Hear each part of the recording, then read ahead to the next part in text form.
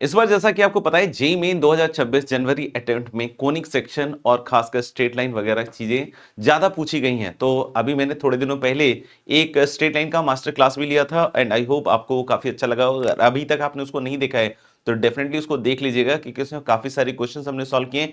In fact 2025 का भी JEE main का सवाल सॉल्व किया और 2026 जनवरी अटेम्प्ट के भी प्रीवियस ईयर जेईई मेन के सवाल को हमने सॉल्व किया है। आज की क्लास में हम करने वाले हैं कोनिक सेक्शन के सवाल। कोनिक सेक्शन के हम सवाल करने वाले हैं और सवालों में ही जो थ्योरी वगैरह छिपी हुई है उसी के थ्रू आपका रिवीजन भी बहुत अच्छी तरीके से होगा। आज कोनिक सेक्शन में हम ऑब्वियसली बात है parabola, ellipse as well as hyperbola सारी चीजों को यहाँ पे क्वेश्चन के थ्रू करने वाले हैं। और अगर आप देखोगे तो ये सारे के सारे सवाल हैं आपके जेईई मेन 2026 जनवरी अटेम्प्ट वाले। तो इस सेशन को भी आप बहुत अच्छी तरीके से देख सकते हैं, कर सकते हैं। क्वेश्चन के अगर आपको चाहिए कि पीडीएफ कहां मिलेगा तो मेरा टेलीग्राम चैनल ज्वाइन करना ना भूलें, वहां पर आपको सारा पीडीएफ मिल जाएगा। ठीक है, और अब शुरू करते हैं हम लोग पैराबोला, फिर उसका एलिप्स और उसके बाद क्या करेंगे, हाइपरबोला करेंगे। तो we are starting with what, parabola. तो अगर आपको भी थोड़ी भी लग रही है प्रॉब्लम की यार पैराबोला हमको बहुत अच्छे से नहीं आता है तो आप बेसिक थ्योरी पढ़ के बैठिए, आपको चीजें समझ में आएंगी। और साथ ही साथ एक चीज का ध्यान रखिएगा, पहले हर प्रॉब्लम को खुद से कीजिएगा, है ना, तभी बेनिफिट ज्यादा होने वाला है। ठीक है, क्योंकि एक्चुअली बात तो यही होती है ना बार बार कि यार सर अप्रोच नहीं बिल्ड हो रहा है, तो आपको समझ में आएगा ना कि यार क्या ऐसी चीजें देखनी थी जिससे अप्रोच बिल्ड हो जाता है, यानी कि हमारे हमारे जो सोचने का तरीका है वो रिफाइंड होता है। तो चलिए, हाँ, एक चीज मैं स्टार्ट करने से पहले बोल देता हूँ, जो बेसिक बेसिक जैसे पैरामीट्रिक इक्वेशन होता है, डायरेक्ट्रिक्स वगैरह होता है, फोकस और इन सबके कोऑर्डिनेट्स वगैरह, डिस्टेंसेस वगैरह, पैराबोला कहते हैं किसको है ना, ये सारी चीजों को थोड़ा सा अच्छी तरीके से देख लीजिएगा। ठीक है गाइस, बढ़ते हैं आगे, पहला सवाल लेते हैं।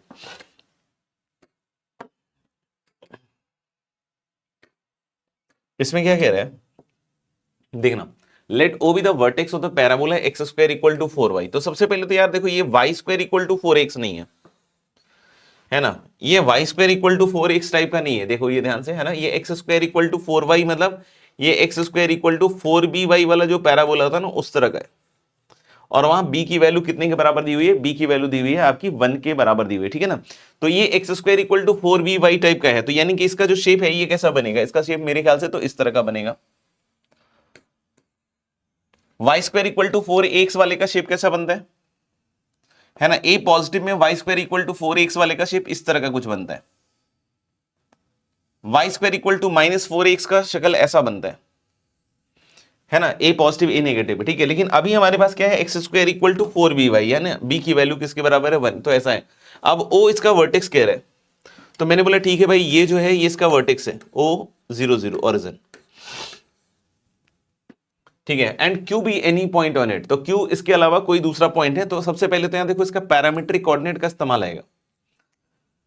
तो भाई जैसे Y square equal to 4x होता है ना, तो उसमें तो हमारा क्या होता है parametric coordinate, I hope everyone remember, y square equal to 4x में जो हमारा पैरामीट्रिक कोऑर्डिनेट होता है दोस्त, दैट इज 80 स्क्वायर कॉमा 280, है ना, 80 स्क्वायर कॉमा 280, है ना, ये होता है इसका पैरामीट्रिक कोऑर्डिनेट। ठीक है, अब यहाँ पे जैसे ए की वैल्यू पे डिपेंड करता है कि किस तरीके से लेंगे। अब यहाँ पे क्या होता है, तो यहाँ पे मेरे ख्याल से अगर आपको पता हो तो जस्ट ये पलट जाता है, यानी कि यहाँ पे आप 2bt कॉमा bt स्क्वायर लिख सकते हैं, है ना। तो आप देख सकते हैं यहाँ बनेगा 4b स्क्वायर टी स्क्वायर, और यहाँ bt स्क्वायर रखिएगा तो अपने आप क्या बन जाएगा 4b स्क्वायर टी स्क्वायर, मतलब ये चीज इसके लिए सेटिस्फाइड हो जाएगी। अभी हमारे b की वैल्यू 1 है, तो b की वैल्यू जब हम इसमें 1 रखेंगे तो हमारा पैरामीट्रिक कोऑर्डिनेट कितना आएगा बताओ, इसका पैरामीट्रिक कोऑर्डिनेट ये होता है ना, इसका पैरामीट्रिक कोऑर्डिनेट ये होता है, जस्ट पलट जाता है ना। जैसे यहाँ b है तो यहाँ 2bt कॉमा bt स्क्वायर, यहाँ क्या है 80 स्क्वायर कॉमा 280। अभी b का मान 1 है तो 1 रखिएगा तो ये क्या बनेगा 2t, और कॉमा क्या है टी स्क्वायर, है देख लो एक बार, 2t कॉमा क्या है टी स्क्वायर, मतलब ये जो पॉइंट क्यू है इसके कोऑर्डिनेट को आप ले सकते हैं 2t कॉमा टी स्क्वायर को। बोले और भी तरीके से तो इसको लिया जा सकता है ना, हाँ ले सकते हैं, लेकिन ये स्टैंडर्ड वे है ना, ये स्टैंडर्ड तरीका है। बाकी कोई बोले कि सर मैंने x को t रख दिया तो y t स्क्वायर बाई 4 आ गया, वैसे भी ले सकते हो, सब कोई दिक्कत की बात नहीं है, but this is a standard वे। तो O is the vertex and Q be any point on it, let the locus of the point P which divides, P जो है वो डिवाइड कर रहे हैं लाइन सेगमेंट OQ को। तो मैं क्या कह रहा हूं ना कि O और Q को मिला देते हैं, है ना, O और Q को मिला देते हैं, मिलाना बिल्कुल नेक काम है ना, बहुत बहुत नेक काम है ना, काफी पुण्य मिलता है, मिलाइए। तो late the locus of the point P which divides the line segment OQ, है ना, internally in the ratio 2:3। OQ जब बोलता है ना बच्चों तो ध्यान रखिएगा कि आप O की साइड से बात कीजिएगा, है ना, OQ में हमेशा किसके साथ अगर क्यू ओ बोलता है तो फिर क्यू की साइड से बात करते हैं। तो ये बोल रहा है किसको डिवाइड कर रहे हैं, तो लाइन सेगमेंट के बारे में बोल दिया, ओ क्यू को डिवाइड कर रहे हैं किसमें, इन द रेशियो 2:3। तो ये ओ क्यू हो गया और 2:3 में डिवाइड कीजिए इसको, और ये पॉइंट पी है ना, ये पॉइंट पी है। तो हम लोग let the locus of the point P which divides the line segment O Q internally in the ratio 2:3 be the conic C. मतलब इसका जो लोकस है ना बच्चों, इसका लोकस है कोनिक सी, और बोला then the equation of the chord of C which bisect at the point 1,2। तो ये मेरे ख्याल से बाद की बात हो गई है ना। हमारा मेन मुद्दा भी क्या है ना कि इस पॉइंट पी का लोकस निकाला, और वहां से हमारे पास क्या निकल के आने वाला है, इक्वेशन ऑफ द कोनिक सी। ठीक है, तो जैसे लोकस निकालने की एक सिंपल सी प्रक्रिया है ना, उस प्रक्रिया को फॉलो कीजिएगा तो लोकस आ जाएगा है ना। सबसे पहला स्टेप क्या होता है कि जिस पॉइंट का आपको लोकस निकालना होता है गाइस, है ना, उसको हम लोग क्या मानते हैं, उसको मानते हैं एच कॉमा के, है ना, ऐसे ही कुछ करते हैं, है ना। जिस पॉइंट का लोकस निकालना होता है उस पॉइंट को हम लोग क्या मानते हैं, एच कॉमा के। और फिर उसका 2:3 है तो क्या लगेगा, ऑब्वियस सी बात है सर, सेक्शन फॉर्मूला लगेगा, है ना। बिल्कुल देख रहे हो, बेसिक से अपन चल रहे हैं, बिल्कुल ग्राफ है, पैरामीट्रिक कोऑर्डिनेट लिया है ना, जो बोल रहा है कि 2:3 में डिवाइड कर रहा है तो सेक्शन फॉर्मूला लगा रहे हैं, एकदम बिल्कुल मैकेनिकल जैसे कहा जाता है वैसे ही कर रहे हैं। ठीक है, तो दिस इज 2 × 2t 40, तो h लिखोगे तो क्या आएगा बताओ, 2 × 2t 3 × 0, 3 × 0 तो बेटा 0 ही होगा, है ना, सोचना थोड़ा टाइम निकाल के। तो 2 × 2t इज 40 अपॉन कितना आएगा, है ना। फिर इधर तो 3 × 0 0 है तो उसको लिखने से कोई फायदा नहीं, 2 + 3 कितना आ जाएगा 5। देन द सेकेंड थिंग के बताओ कैसे आएगा, 2 × t², है ना, 2 × कितना आएगा t², ठीक है भाई। और फिर 3 × 0 तो वो तो खत्म ही हो जाएगा, और नीचे फिर से 5। तो हमने बोला कि लोकस निकालने के जो बेसिक स्टेप्स होते हैं, सिंपल सी प्रक्रिया होती है, उसमें सबसे पहला चीज होता है एच के में रिश्ता बनाना, एच के में सॉरी एच के मानना, है ना, मूविंग पॉइंट को एच के मानना। एच के मानने के बाद एच और के में क्या बनाते हैं हम, रिलेशन डेवलप करते हैं ना, एलिमिनेटिंग द अननोन। तो यानी इसमें एच और के में अगर रिजल्ट बनाओगे तुम, तो सिंपल सी बात है ना यार कि तुम्हें टी को एलिमिनेट करना पड़ेगा। क्या टी को एलिमिनेट करना चैलेंजिंग है, नहीं, टी को एलिमिनेट करना कोई भी चैलेंजिंग नहीं है, सिंपल है। टी हम पहली इक्वेशन से निकाल सकते हैं इन टर्म्स ऑफ एच, और उस टी को उठा के हम दूसरे वाले में रख देंगे तो अपने आप एच और के में इक्वेशन बन जाएगी। तो बात सही है सर। तो हमने बोला ठीक है, हम एक काम करते हैं यहाँ पे कि हम यहां से एच कॉमा के हटा के देखते हैं ना। तो मैंने बोला टी यहां से कितना है भाई,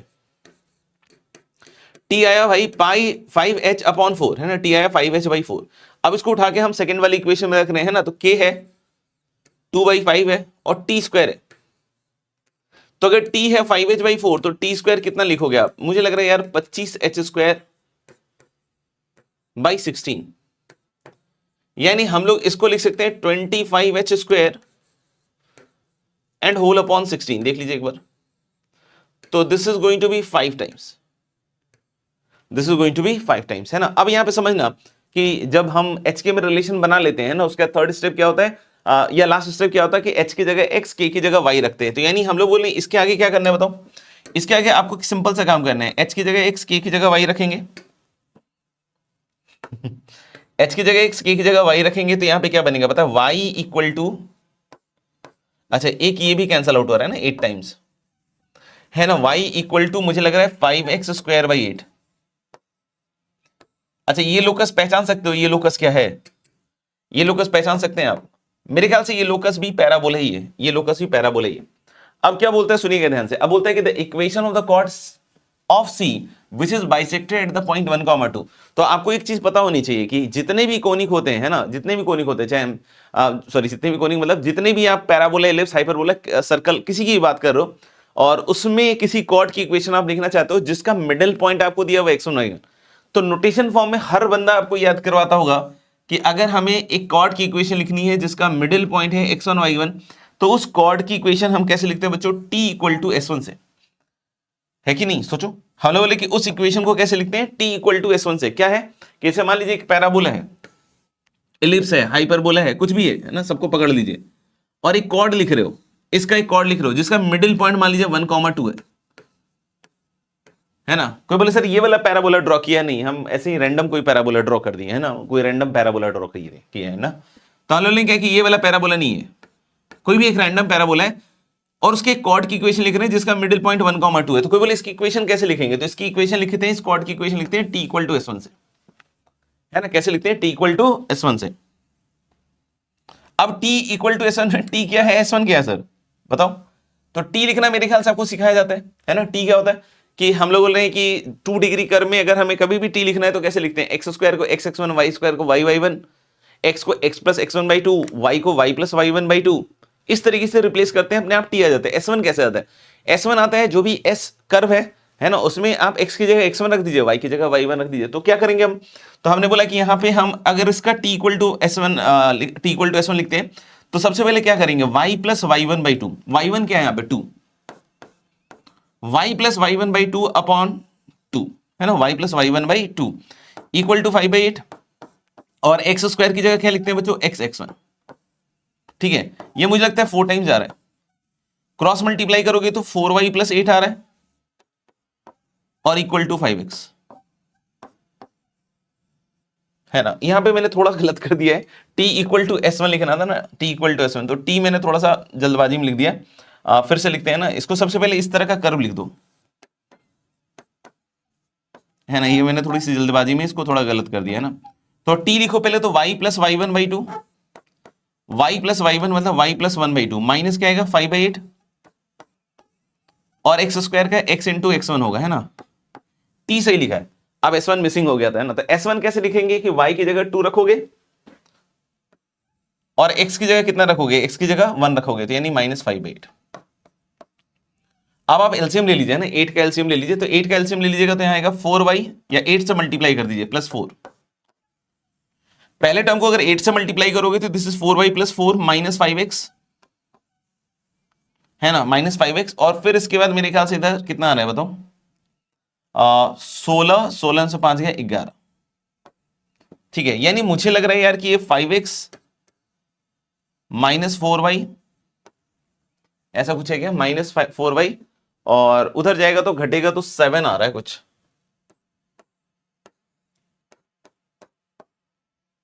है ना। 11 अंश आ गया 7, है ना, 11 अंश आ गया कितना 7। तो ये सब कुछ आंसर है क्या हमारे पास, मुझे लग रहा है कि फिर से कहीं कुछ थोड़ा बहुत कुछ गड़बड़ हो चुका है। मेरे ख्याल से अपन ने 8 से मल्टीप्लाई किया, 4y प्लस 4 में कोई दिक्कत नहीं है, -5x भी ठीक ही है, तो 5x माइनस 4y में तो मुझे नहीं लगता कोई दिक्कत होनी चाहिए, है ना। कांस्टेंट टर्म में एक बार देख लेते हैं, 2 माइनस 5/8 सही है क्या, y को 2 रख रहे हैं, x को 1 रख रहे हैं, तो 2 माइनस 5/8 भी सही है, तो 8 माइनस 5, 2 माइनस 5/8, है ना। तो 16 minus 5, 16 minus 5 is going to be what, 11, 11 भी सही लग रहा है मेरे को, है ना।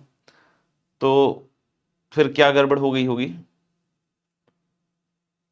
क्योंकि हमारे पास 5x minus 4y plus 3 equal to 0 है। कुछ तो गड़बड़ कर दिया है हमने, कुछ तो गड़बड़ कर दिया ना।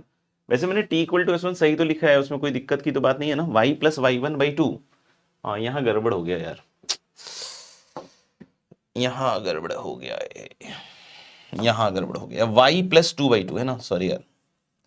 और इधर तो मेरे ख्याल से सब सही है, रिकॉर्डिंग में थोड़ा ये सब रहता है लफड़ा, है ना। अब फिर से 8 से मल्टीप्लाई करो तो 4 आएगा, तो 4y प्लस 8, है ना, -5x, और ये 16 से 5 गया 11, तो ये आ रहा है ना। अब मेरे ख्याल से आ जाएगा 5x माइनस 4y,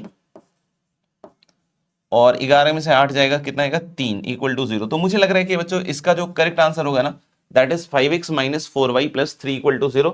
थोड़ा सा कैलकुलेशन उलझ गया लास्ट में, है ना, इस वजह से। देखिए इसका आंसर क्या है, डी डेली। ठीक है, आगे बढ़ते हैं अगले सवाल की तरफ, है ना। तो ऐसा कोई खास सवाल नहीं था, अगर आपको बेसिक चीजें आती हैं धीरे धीरे धीरे धीरे आप उसको निकाल सकते हैं बहुत आसानी से। ठीक है, अभी हम अगले सवाल पे चलेंगे। अगला सवाल भी पैराबोला का है ना, पहले पैराबोला की चीजों को निपटाएंगे, है ना। तो पहला सवाल अब बोला है Y square equal to 12x, तो ये वही हो गया Y square equal to 4ax वाला, है ना। तो अगर ये पैराबोला जो Y square equal to 4ax है, तो ये कुछ ऐसा बनेगा।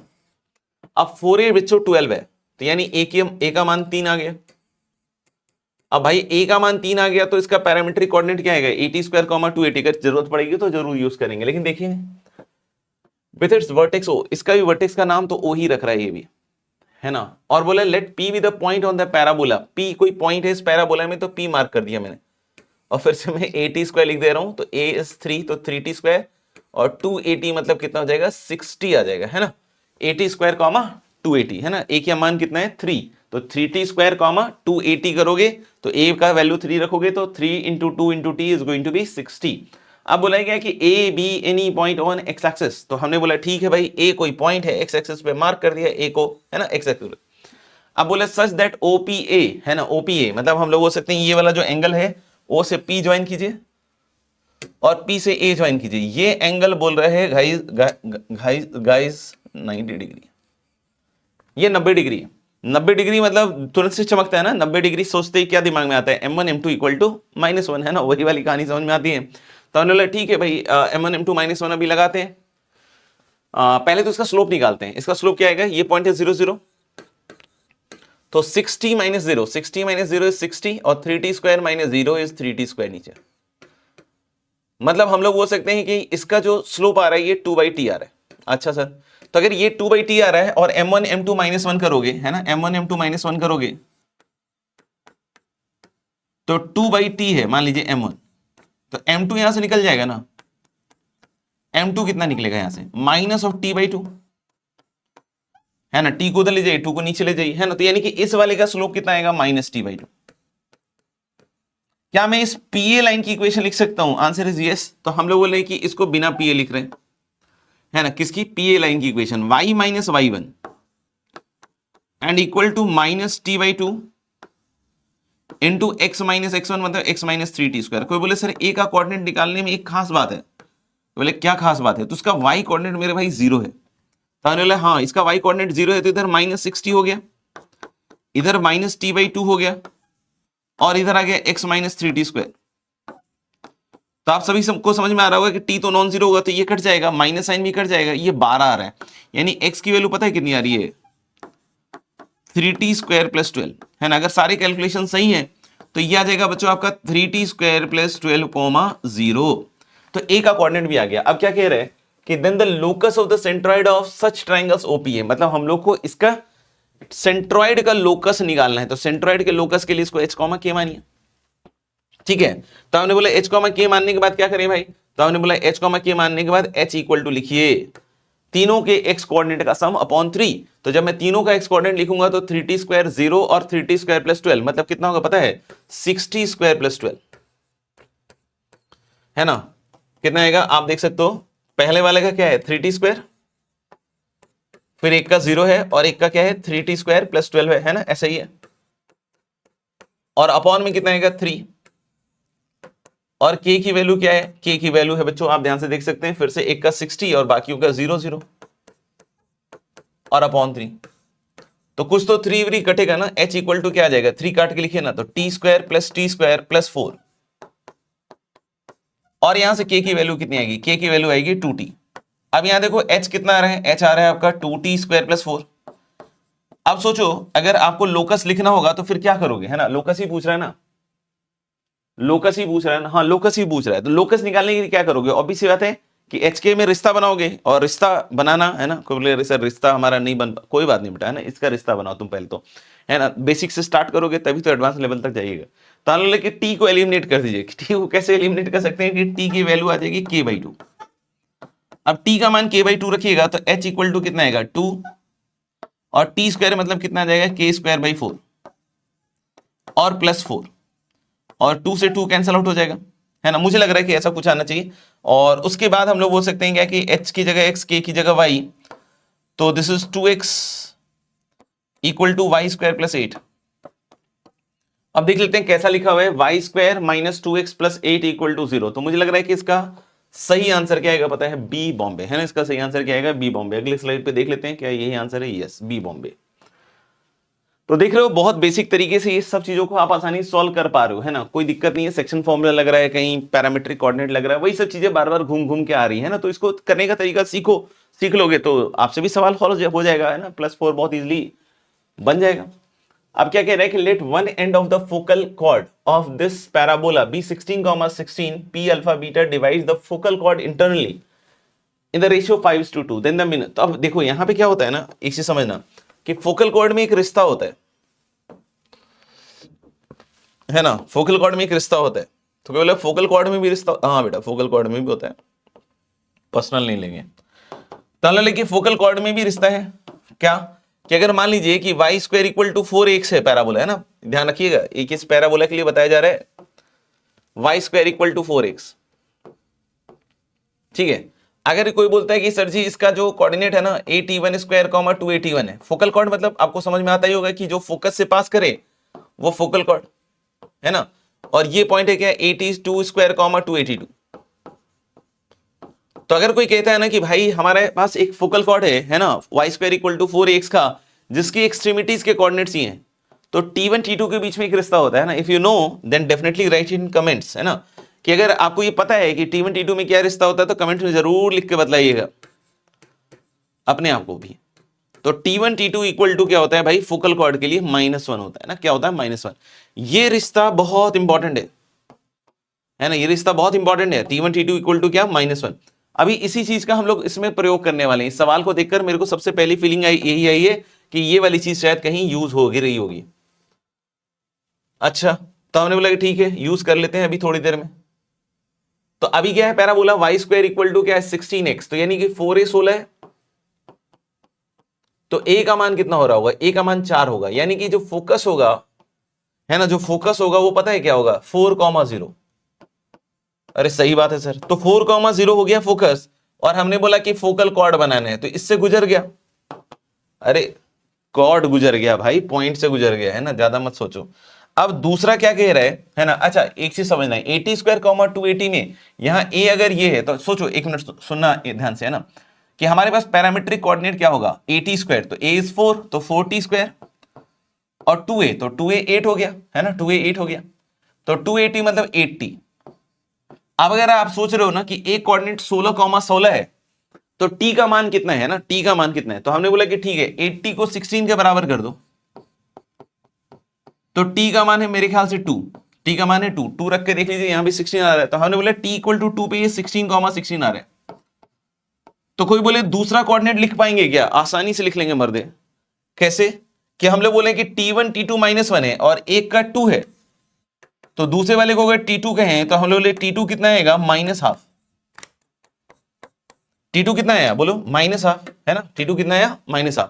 तो वे बोले T2 की वैल्यू आ गई सर, हाँ T2 की वैल्यू आ गई, देख लो T2 की वैल्यू कितनी आ गई, -12। अब क्या रखेंगे, तो हमने बोला कि देखो यहाँ पे अब -12 रखेंगे, तो -12 रखेंगे तो 4 -12 का स्क्वायर इज 1/4, 8 और -1/2, तो मेरे ख्याल से ये कैंसिल आउट हो जाएगा, और ये कैंसिल आउट होकर कितना बन रहा है, 4, यानी कि यहां से दिख रहा है मेरे को 1, -4, यानी मैं कह सकता हूं बहुत दावे के साथ कि ये जो पॉइंट होगा, अगर कैलकुलेशन सही है मेरा, तो 1, -4 आएगा। ठीक है, तो अब क्या समझ में आया कि let one end of the focal cord, तो इसने जैसे ही एक एंड दिया, फोकल कॉर्ड बोल दिया, तो दूसरे एंड आपके दिमाग में, आपके घुटने में तुरंत से क्लिक करना चाहिए कि इस फॉर्मूला की मदद से आ जाएगा। तो मैंने बोला ठीक है, ये दूसरा पॉइंट भी आ गया मेरे पास।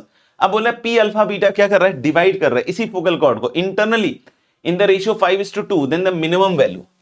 अब देखो इसमें एक चालाकी खेला है।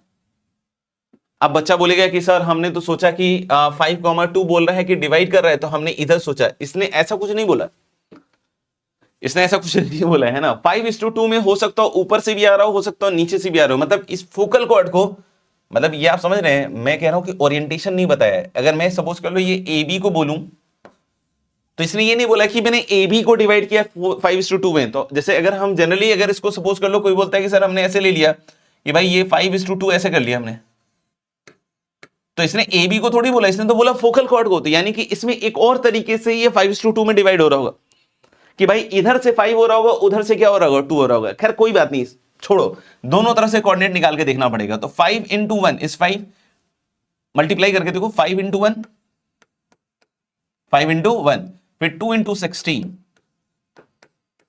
और नीचे क्या आएगा बताओ, 5 और +2। दूसरा कोऑर्डिनेट क्या आएगा, 5 × -4, है ना, 5 × -4, 2 × 16, और नीचे 5 + 2। तो इसको थोड़ा सा कायदे से लिख लेते हैं, 5 और 32 5 37, तो आप थोड़ा निकालिएगा इसको, 37/7 आ गया ये पॉइंट। ठीक है भाई, और इसी तरीके से हम लोग बोल सकते हैं कि दूसरा वाला कितना आ रहा है, देखना ध्यान से, 32 में से 20 गया कितना, 12/7। तो हमने बोला कि इधर से अगर 5:2 लोगे ना, तो ये आएगा 37/7 और 12/7, है ना। तो अब कोई बोले कि इन दोनों का सम निकालिए, अल्फा प्लस बीटा, है ना, तो 49/7 that is going to be 7। इधर 7 है, लेकिन अगर आप यही काम इधर से करते हैं ना कि 5:2, तो सुनिएगा एक बार आराम सुन लीजिएगा, है ना, कोई ऐसे जल्दबाजी वाली बात नहीं है। क्यों बोले कि इधर से मैंने 5:2 किया होता, तो सर जी ये पॉइंट फिर अल्फा बीटा होता है। लेकिन देखो ये वैल्यू ऑब्वियस बात है बड़ी आएगी। कैसे आएगी बड़ी? क्योंकि आप देखो ना 5 को 16 से मल्टीप्लाई कीजिएगा तो ये तो सीधा 80 पहुंचा देगा। 2 को 1 से मल्टीप्लाई कीजिएगा तो 82/7 आ रहा है ना, 82/7 आ रहा है। अब ये देखिए, ये फिर से 16 पंजे 80, सीधा 80 पहुंचा दिया। और फिर ये -8, तो आप समझ रहे हैं कि इसका जो सम आएगा वो इससे तो काफी बड़ा ही आएगा, है ना। तो देख लीजिएगा मेरे ख्याल से, है ना, आप कैलकुलेट करके भी। तो इसका करेक्ट आंसर क्या जाएगा आपका 7। ठीक है, आगे बढ़ते हैं अगले सवाल की तरफ। फिर से y² इक्वल टू 12x दिया हुआ है, यानी कि 4a is 12, है ना, मैंने लिख दिया, a की वैल्यू 3 है। ठीक है, अब यहां पे क्या कह रहा है कि if the chord joining the points p x1 y1, अब देखो इसमें x1 y1 इसने खुद ने बोला है, तो जरूरत पड़ेगी तो हम पैरामीट्रिक में भी जा सकते हैं, और नहीं जरूरत पड़ेगी तो हम इससे भी काम चला सकते हैं ना। तो हमने क्या कहा कि x1 y1 और x2 y2 जो है वो सबटेंड कर रहा है right angle at the vertex. तो देखिएगा, तो हम लोगों ने कि ये x1 y1 और x2 y2 वाले इस तरीके से हमने 90 डिग्री, फिर से 90 डिग्री, तो दिमाग खोपड़ा जो भी है अपना बिल्कुल घूम रहा है कि भाई 90 डिग्री मतलब फिर से m1 m2 -1, फिर से m1 m2 -1 का केस आ गया। तो हमने बोला ठीक है भाई, ये वाला जो पॉइंट है P1 मान लिया x1 y1, और ये वाला पॉइंट P2 मान लिया x2 y2, और ये वाली चीज को ओरिजिन ऑफ कोर्स कहेंगे आप, क्योंकि यहां पे 90 डिग्री सबटेंड हो रहा है। तो मैंने बोला कि अगर मैं इस वाले लाइन का स्लोप m1 लिखूं तो कैसे लिखूंगा? Difference of y coordinate y1 - 0 और difference of x coordinate that is x1 - 0। इस तरीके से इसका स्लोप लिखोगे बच्चों तो m2 इक्वल टू कितना आएगा? y2 - 0, और इधर से कितना आएगा? x2 - 0। और अगर ये 90 डिग्री का खेल खेल रहे हैं तो m1 m2 आपका कितना आएगा पता है? m1 m2 आपका आएगा -1। बहुत ऑब्वियस है सर। तो हमने बोला कि देखो m1 तो आ गया y1/x1, और ये आ गया y2/x2। तो जब दोनों को मल्टीप्लाई कीजिएगा तो कितना बनेगा? y1 y2 अपॉन में x1 x2, और ये कितना आएगा? -1। तो हमारे पास एक ये वाला रिलेशन आ गया है। अब इसका क्या यूज करना है, नहीं यूज करना है, उसके बारे में बाद में बात कर लेंगे, है ना। एक तो ये रिजल्ट आ गया, लेकिन हमसे क्या पूछ रहा है? इसी तरह का कुछ है x1 x2 - y1/2, बट ये नहीं है, क्योंकि इस यहां पे देखिएगा ना, तो यहां पे हम लोग बोल सकते हैं x1 x2, या पहले ऐसे ही लिखिए ना, y1 y2 equal to -x1 x2। तो इसको अगर एक साइड ले जाइएगा ना इनकेस, तो वो देगा x1 x2 plus y1 y2, जबकि यहां क्या पूछ रहा है? -y1 y2। मतलब ये एग्जैक्टली नहीं पूछ रहा है। अगर x1 x2 plus y1 y2 पूछता तो उसका आंसर सीधा हम क्या कर देते हैं? 0। और ऑब्वियसली आंसर में कहीं 0 है नहीं, ठीक है ना। अच्छा, एक चीज और समझिएगा, ये पॉइंट कहां लाई कर रहा है? इन दिस, ऑन दिस कर। तो अगर इस पे लाई कर रहा है तो हम लोग बोल सकते हैं इसको सेटिस्फाई करेगा, यानी y1² इक्वल टू 12x1। और ऐसे ही बच्चों ध्यान से देखिएगा, दूसरा वाला भी y2 x2 y2 इस पे सेटिस्फाई कर रहा है, तो y2² इक्वल टू 12x2, है ना। आप आराम से समझिए। अब मैं क्या कह रहा हूं कि दोनों को मल्टीप्लाई कर दीजिए, तो इधर कितना आएगा पता है? y1² y2², और 12 × 12 कितना हो जाएगा? 144, है ना। 12 का स्क्वायर आप समझते होंगे मेरे ख्याल से, है ना। 12x1 × 12x2, ठीक है बच्चों। तो यानी यहां पे बना क्या पता है? y1 y2 का होल स्क्वायर, और इधर 12 × 12 कितना हो जाएगा? 144 x1 x2।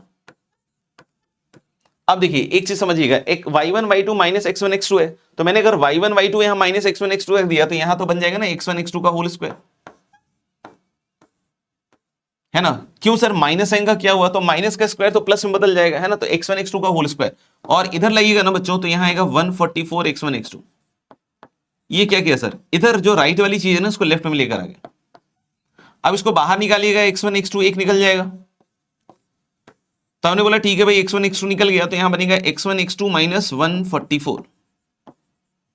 अब देखो बहुत ऑब्वियस है कि x1 x2 ये सब क्वांटिटी 0 नहीं होंगी, है ना, क्योंकि अगर x1 x2 सब 0 हो गया तो P1 P2 अलग अलग थोड़ी होगा, फिर तो इसी पॉइंट पे आ जाएगा, फिर क्या 90 डिग्री, कुछ भी नहीं बनने वाला, है ना। तो ये चीज तो 0 नहीं हो सकती है, नहीं तो पक्का है। तो इसी को 0 होना पड़ेगा, मतलब x1 x2 को कितना होना पड़ेगा पता है? 144। अब यहां देखिए y1 y2 कितना हो जाएगा, तो y1 y2 यहां पर रखिए, तो मुझे लगता है y1 y2 आ जाएगा -144, है कि नहीं। x1 x2 यहां रखिए 144, तो ये -144, तो मुझे लग रहा है 144 इसका आंसर क्या आएगा पता है? 144, और ये -144, समझ में आ रहा है? ये डबल हो जाएगा। तो इसका भी आंसर क्या आ जाएगा आपका ए आगरा, है ना। आई होप ये आपको समझ में आ गया होगा। This answer is also what, A आगरा। देख लीजिए ध्यान से।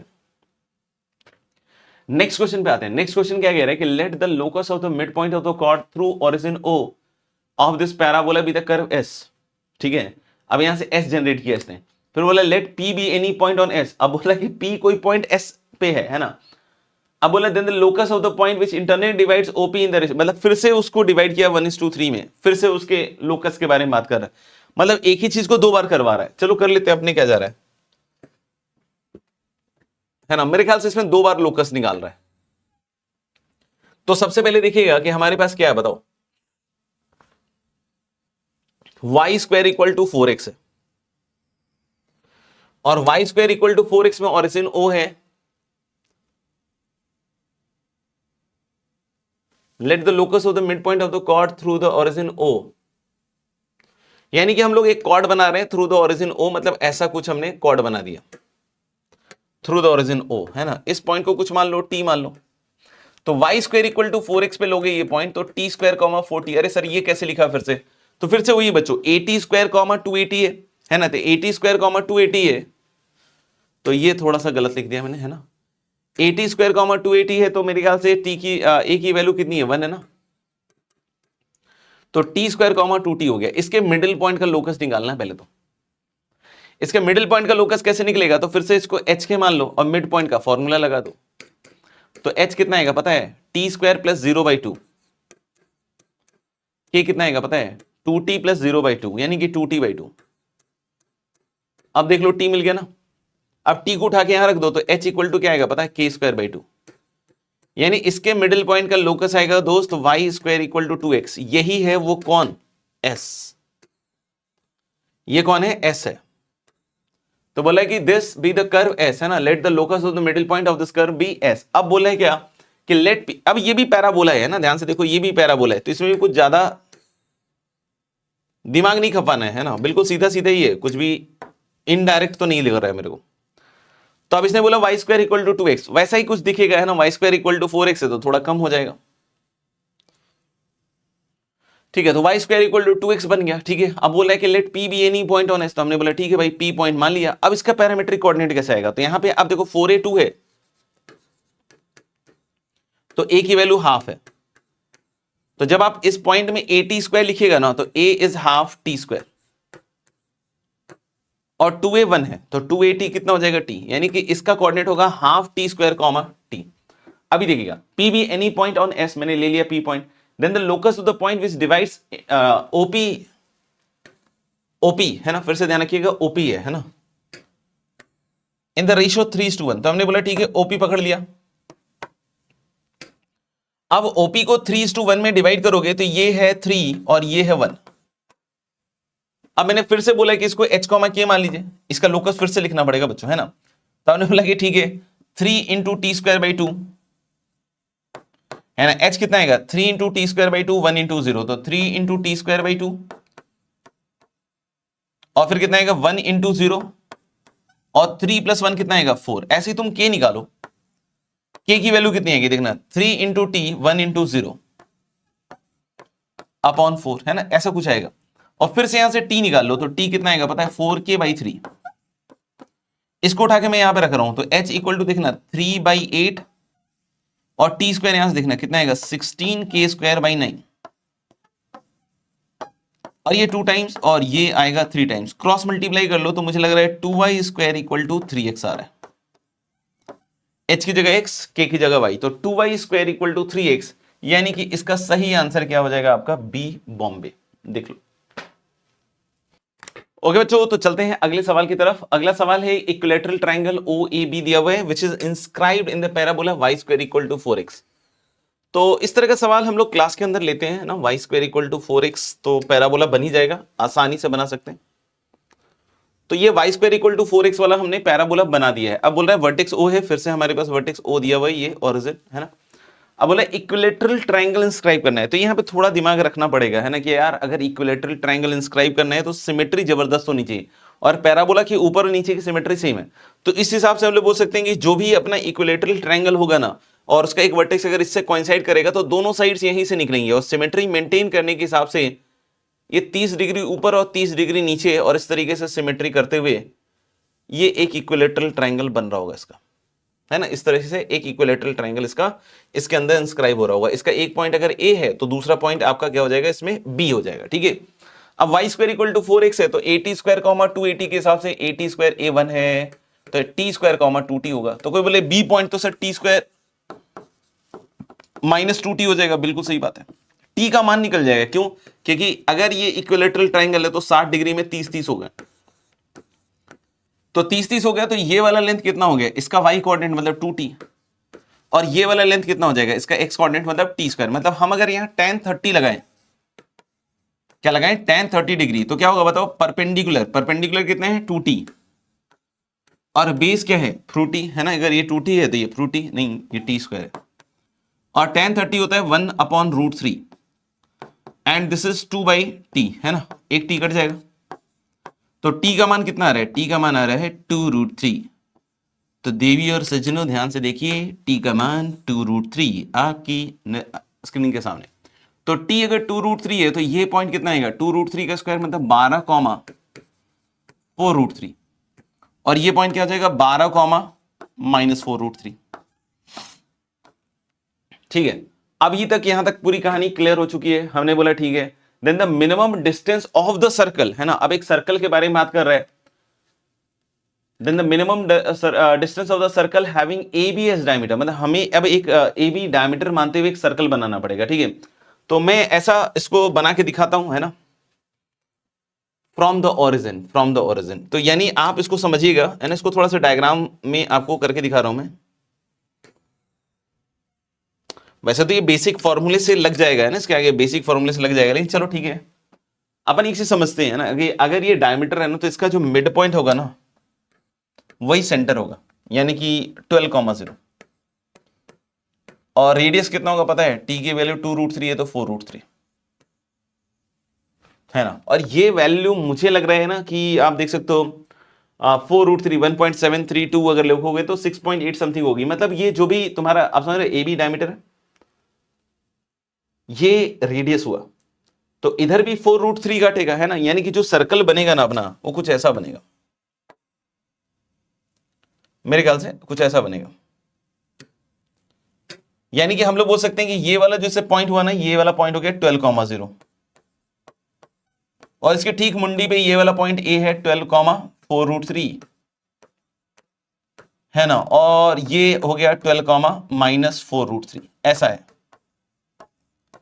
तो बच्चों ए बी को डायमीटर मानते हुए, है ना, ए बी को डायमीटर मानते हुए हमने बना दी सर्कल, ठीक है। तो हमने बोला कि then the minimum distance of the circle having A B as diameter from the origin, मतलब ओरिजिन से अब बताओ कि सर्कल की मिनिमम दूरी क्या होगी।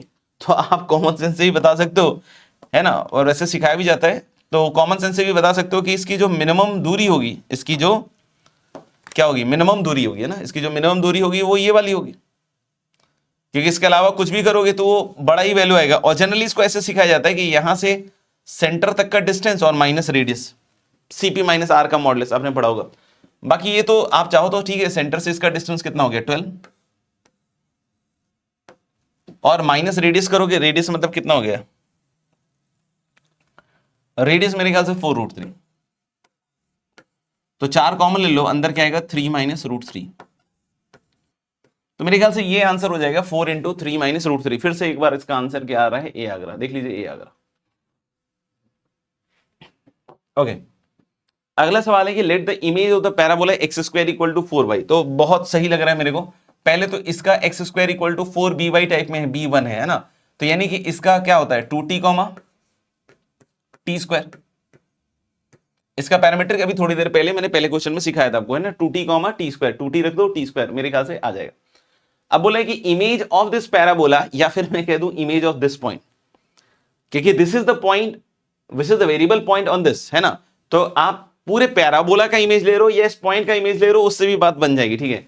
किस लाइन में इमेज लेना है, that is the point x - y -1 = 0, ठीक है, इस तरीके से आ गया। और हम लोग बोले कि इसका अगर इसमें इमेज है तो आपको इमेज का एक फॉर्मूला दिया हुआ है ना, आप स्ट्रेट लाइन वाला सेशन देख लीजिएगा, स्ट्रेट लाइन वाले सेशन में ये सारी बातें की गई हैं, है ना।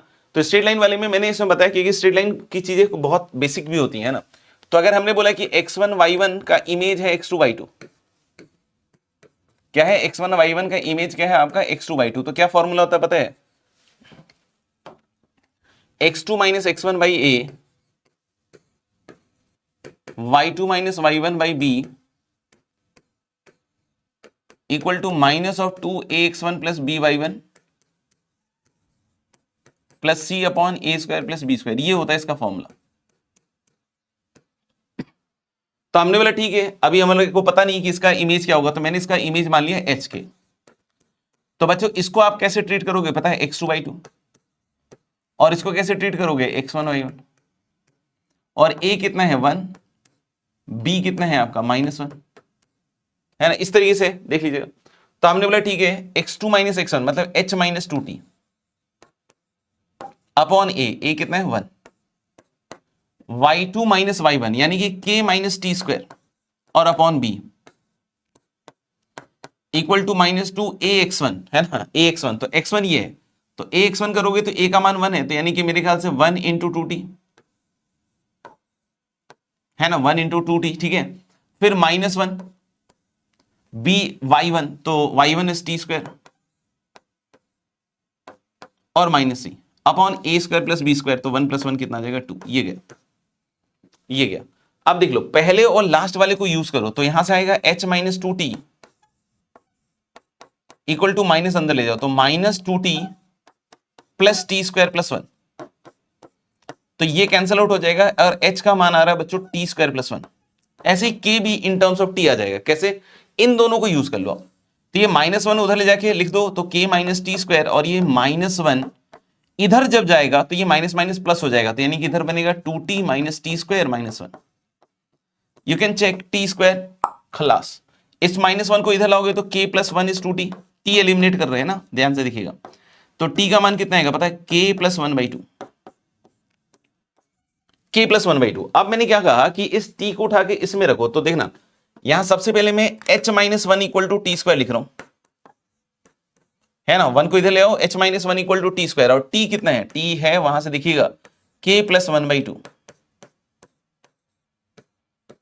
h की जगह x की जगह h की जगह x, k की जगह y, तो यहां बनेगा y प्लस 1 का होल स्क्वायर अपॉन 4 गाइस, यानी कि ये बन जाएगा आपका y प्लस 1 का whole square equal to 4 into x minus 1।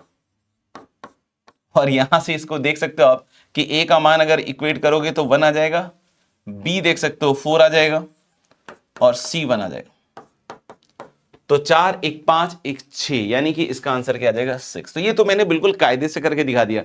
इसमें हम एक शॉर्टकट भी अप्लाई कर सकते हैं, आप कमेंट करके जरूर बताइएगा कि आप वैसे करके कि आपका आंसर मिला कि नहीं। सिंपल सा है, देखो हमें क्या है इस क्वेश्चन को पहले देखो, है ना, क्वेश्चन में सबसे इंपॉर्टेंट चीज क्या है ना कि हमें ABC निकालना, और इसको देखकर लग रहा है ना ये भी एक पैराबोला है, बस ये कि शिफ्टेड पैराबोला है ना, ये शिफ्टेड पैराबोला है, तो इसका वर्टेक्स कहीं चेंज हो रहा होगा। और देखो इमेज लेने से पैराबोला के लेटेस्ट सेक्टम पे कोई फर्क नहीं आएगा, बहुत ऑब्वियस बात बोल रहा हूं, है ना। आप कोई भी पैराबोला को ऐसी कोई सी लाइन में रिफ्लेक्ट करा के देख लीजिएगा, तो पैराबोला तो लेटेस्ट सेक्टम में तो क्या ही चेंज करेगा, है ना। तो आप समझ रहे हो ना, जैसे हम एक सर्कल को एक लाइन में रिफ्लेक्ट करा देंगे तो सर्कल का रेडियस तो सेम ही रहेगा, वैसे ही पैराबोला का भी it is going to be same, है ना, लेटेस्ट सेक्टम का लेंथ। तो यहां पे 4 है, तो ये b तो ऑब्वियस बात है 4 ही आएगा, ये बहुत क्लियर है। फिर कोई बोले सर वर्टेक्स कैसे पकड़ेगा, तो इसका वर्टेक्स है 0 0, तो आप इतना नहीं मेहनत करते हुए 0 0 का रिफ्लेक्शन इसमें निकाल लीजिए, और 0 0 का रिफ्लेक्शन जो निकालोगे उससे तुम्हारे पास ये जो a और c की वैल्यू है वो निकल कर वहां से आ जाएगी, ठीक है। तो आप बिल्कुल सिंपल तरीके से भी इसको कर सकते हैं कि वर्टेक्स को बस रिफ्लेक्ट करा लीजिए, और लेटेस्ट सेक्टम का लेंथ तो चेंज होने वाला नहीं है, तो वहां से हम लोग बोले कि ABC तीनों आप निकाल सकते हैं, करके देखिएगा मजा आएगा आपको। 6 मेरे ख्याल से आंसर था, है ना, ठीक है। आगे बढ़ते हैं, अगला सवाल क्या है, अगला सवाल क्या है कि A be the focus of the parabola y square equal to 8x। तो हमने बोले ठीक है भाई, ए जो है अपना y square equal to 8x का फोकस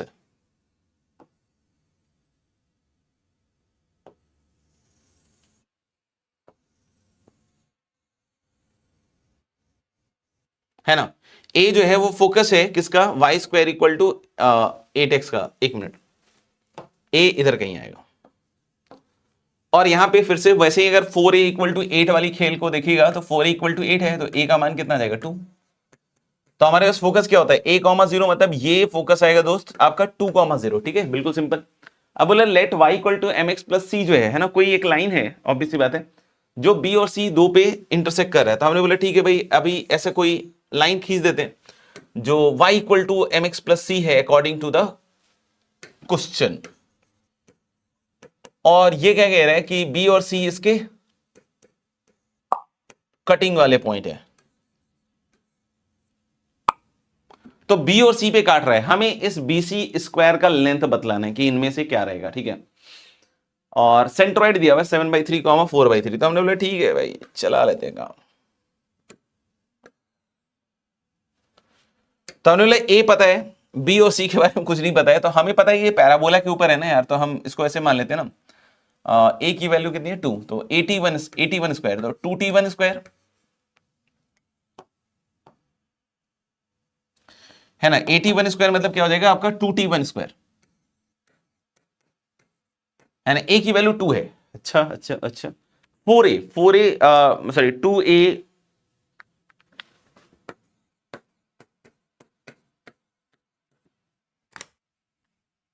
है ना, a की वैल्यू 2 है,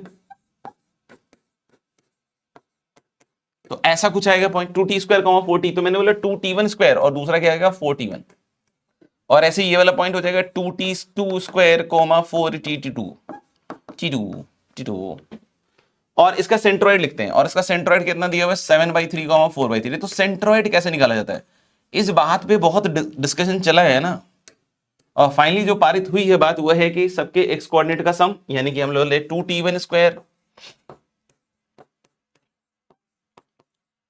plus 2t2 square plus 2/3 equal to centroid का एक्स कोऑर्डिनेट दैट इज 7/3 गया। ऐसे ही y कोऑर्डिनेट का सम, तो 4t1 plus 4t2 plus 0/3 equal to 4/3, तो ये भी गया। यानी अगर अपन इसको थोड़ा अलग आगे सिंप्लीफाई करें तो यहां देखिएगा 3 कट चुका है, तो 2t1 प्लस 2t2 स्क्वायर, है ना भाई, और प्लस 2 ही लिख देते हैं ना, प्लस 2 इक्वल टू 7। तो मेरे ख्याल से 2 को उधर ले जाओगे तो ये कितना देगा पता है, 2t1 square plus 2t2 square equal to 5। तो बोले 5 कैसे है, 7 माइनस 2 कितना आ जाएगा 5, और यहां से आप देख सकते हो कि t1 square plus t2 square equal to 5/2 आ गया। तो बोले अब सर, अब देखो वैसे करने के लिए तो हम t1 t2 की वैल्यू निकाल सकते हैं, जैसे कोई बोले कि देखिए हम इसको ऐसे लिखते हैं t1 प्लस t2 का whole square minus 2t1 t2,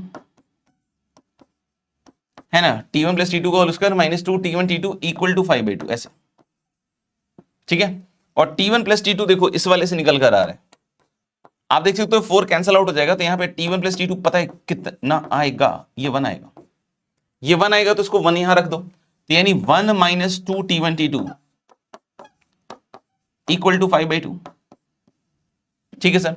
1 को उधर ले जाओगे तो 2t1 t2 माइनस साइन का रह जाएगा, और इधर कितना आएगा पता है 5/2 माइनस 1,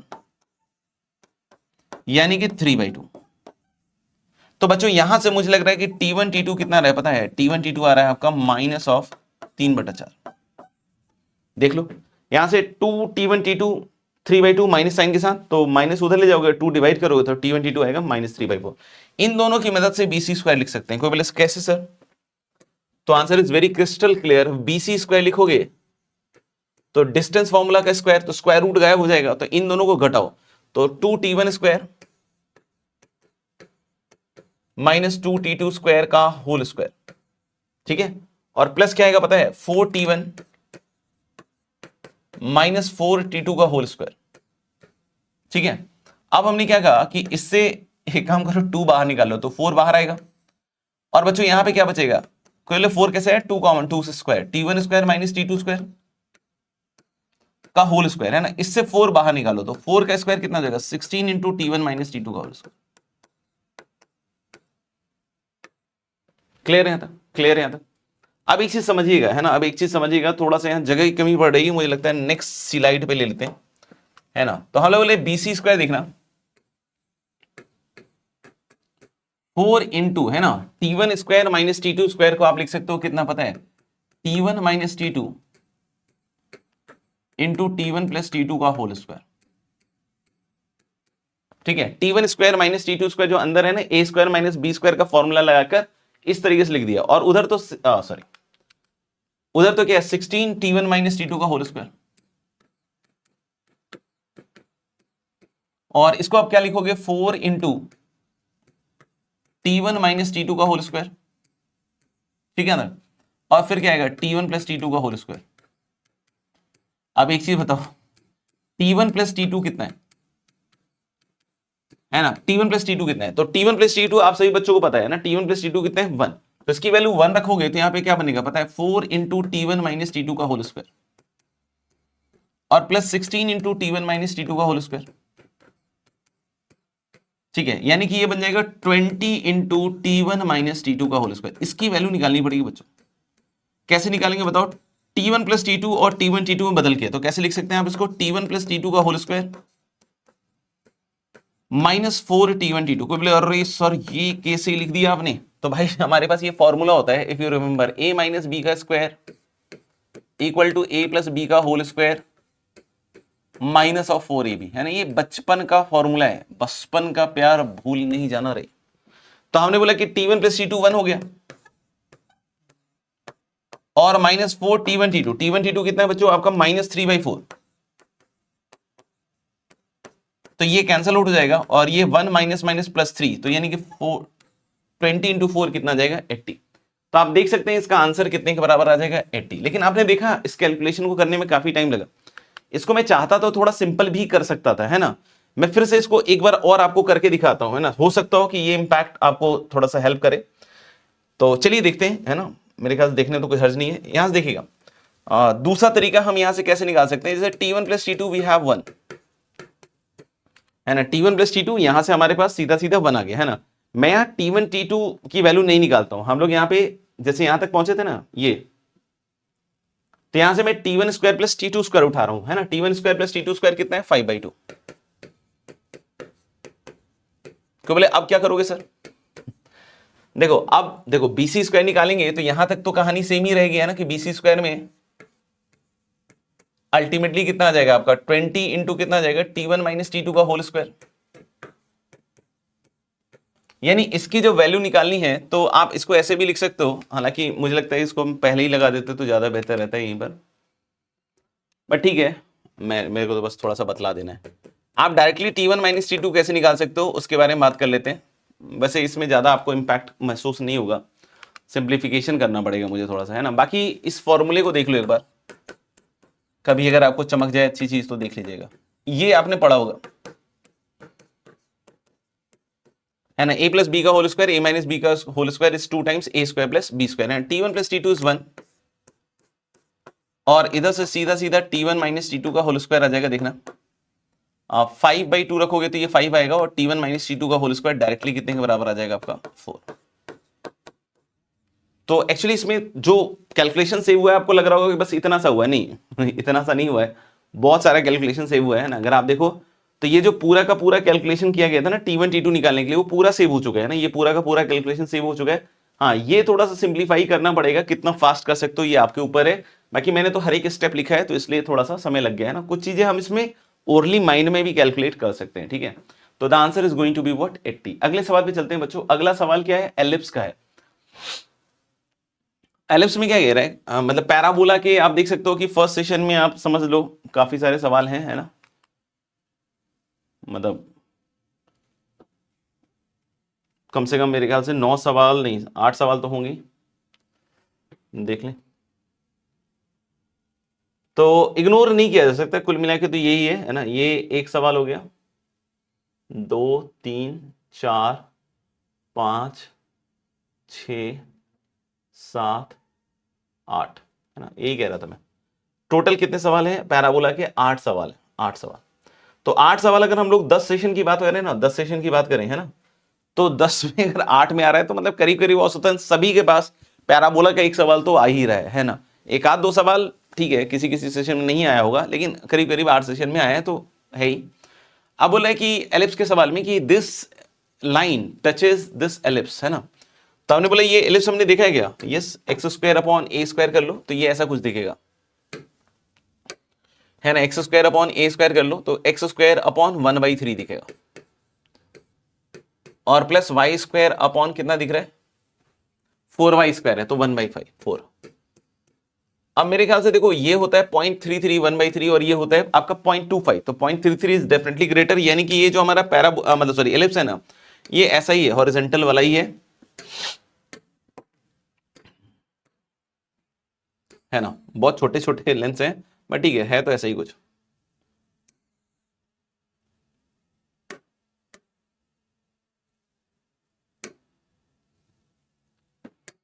ठीक है, ऐसा कुछ है हमारे पास, और बोले क्या कि इन द लाइन नहीं होगा, इफ द लाइन होगा शायद, मुझे लगता है ना इफ द लाइन होगा, इफ द लाइन दिस जो भी है alpha x plus 4y equal to √7, तो हमने बोला इस तरीके से कोई लाइन है आपके पास, ठीक है। अच्छा, इस पे आप कोई भी पॉइंट लेते हो तो अलग अलग तरीके से ले सकते हो, cos थीटा sin थीटा, मैं अभी यहाँ पे क्या ले रहा हूँ x1 y1, तो कोई बोले सर इसका टेंजेंट कैसा आएगा, तो हम बोले सिंपल है, एक्स स्क्वायर को क्या लिखते हैं ना, देखना मैं इसी इक्वेशन में लिख रहा हूं, एक्स स्क्वायर को क्या लिखते हैं x(x1), तो 3x(x1) प्लस वाई स्क्वायर को क्या लिखते हैं y(y1). टेंजेंट लिखने का तरीका आपको क्लियर होगा मेरे ख्याल से, है ना, उसमें कोई दिक्कत नहीं होगी, है ना, टेंजेंट लिखने का तरीका बहुत क्लियर है, x(x1) y(y1), एक्स स्क्वायर और y स्क्वायर को रखकर हम एलिप्स निकालते हैं, तो ये हमारे हिसाब से टेंजेंट है, इसके हिसाब से टेंजेंट ये है,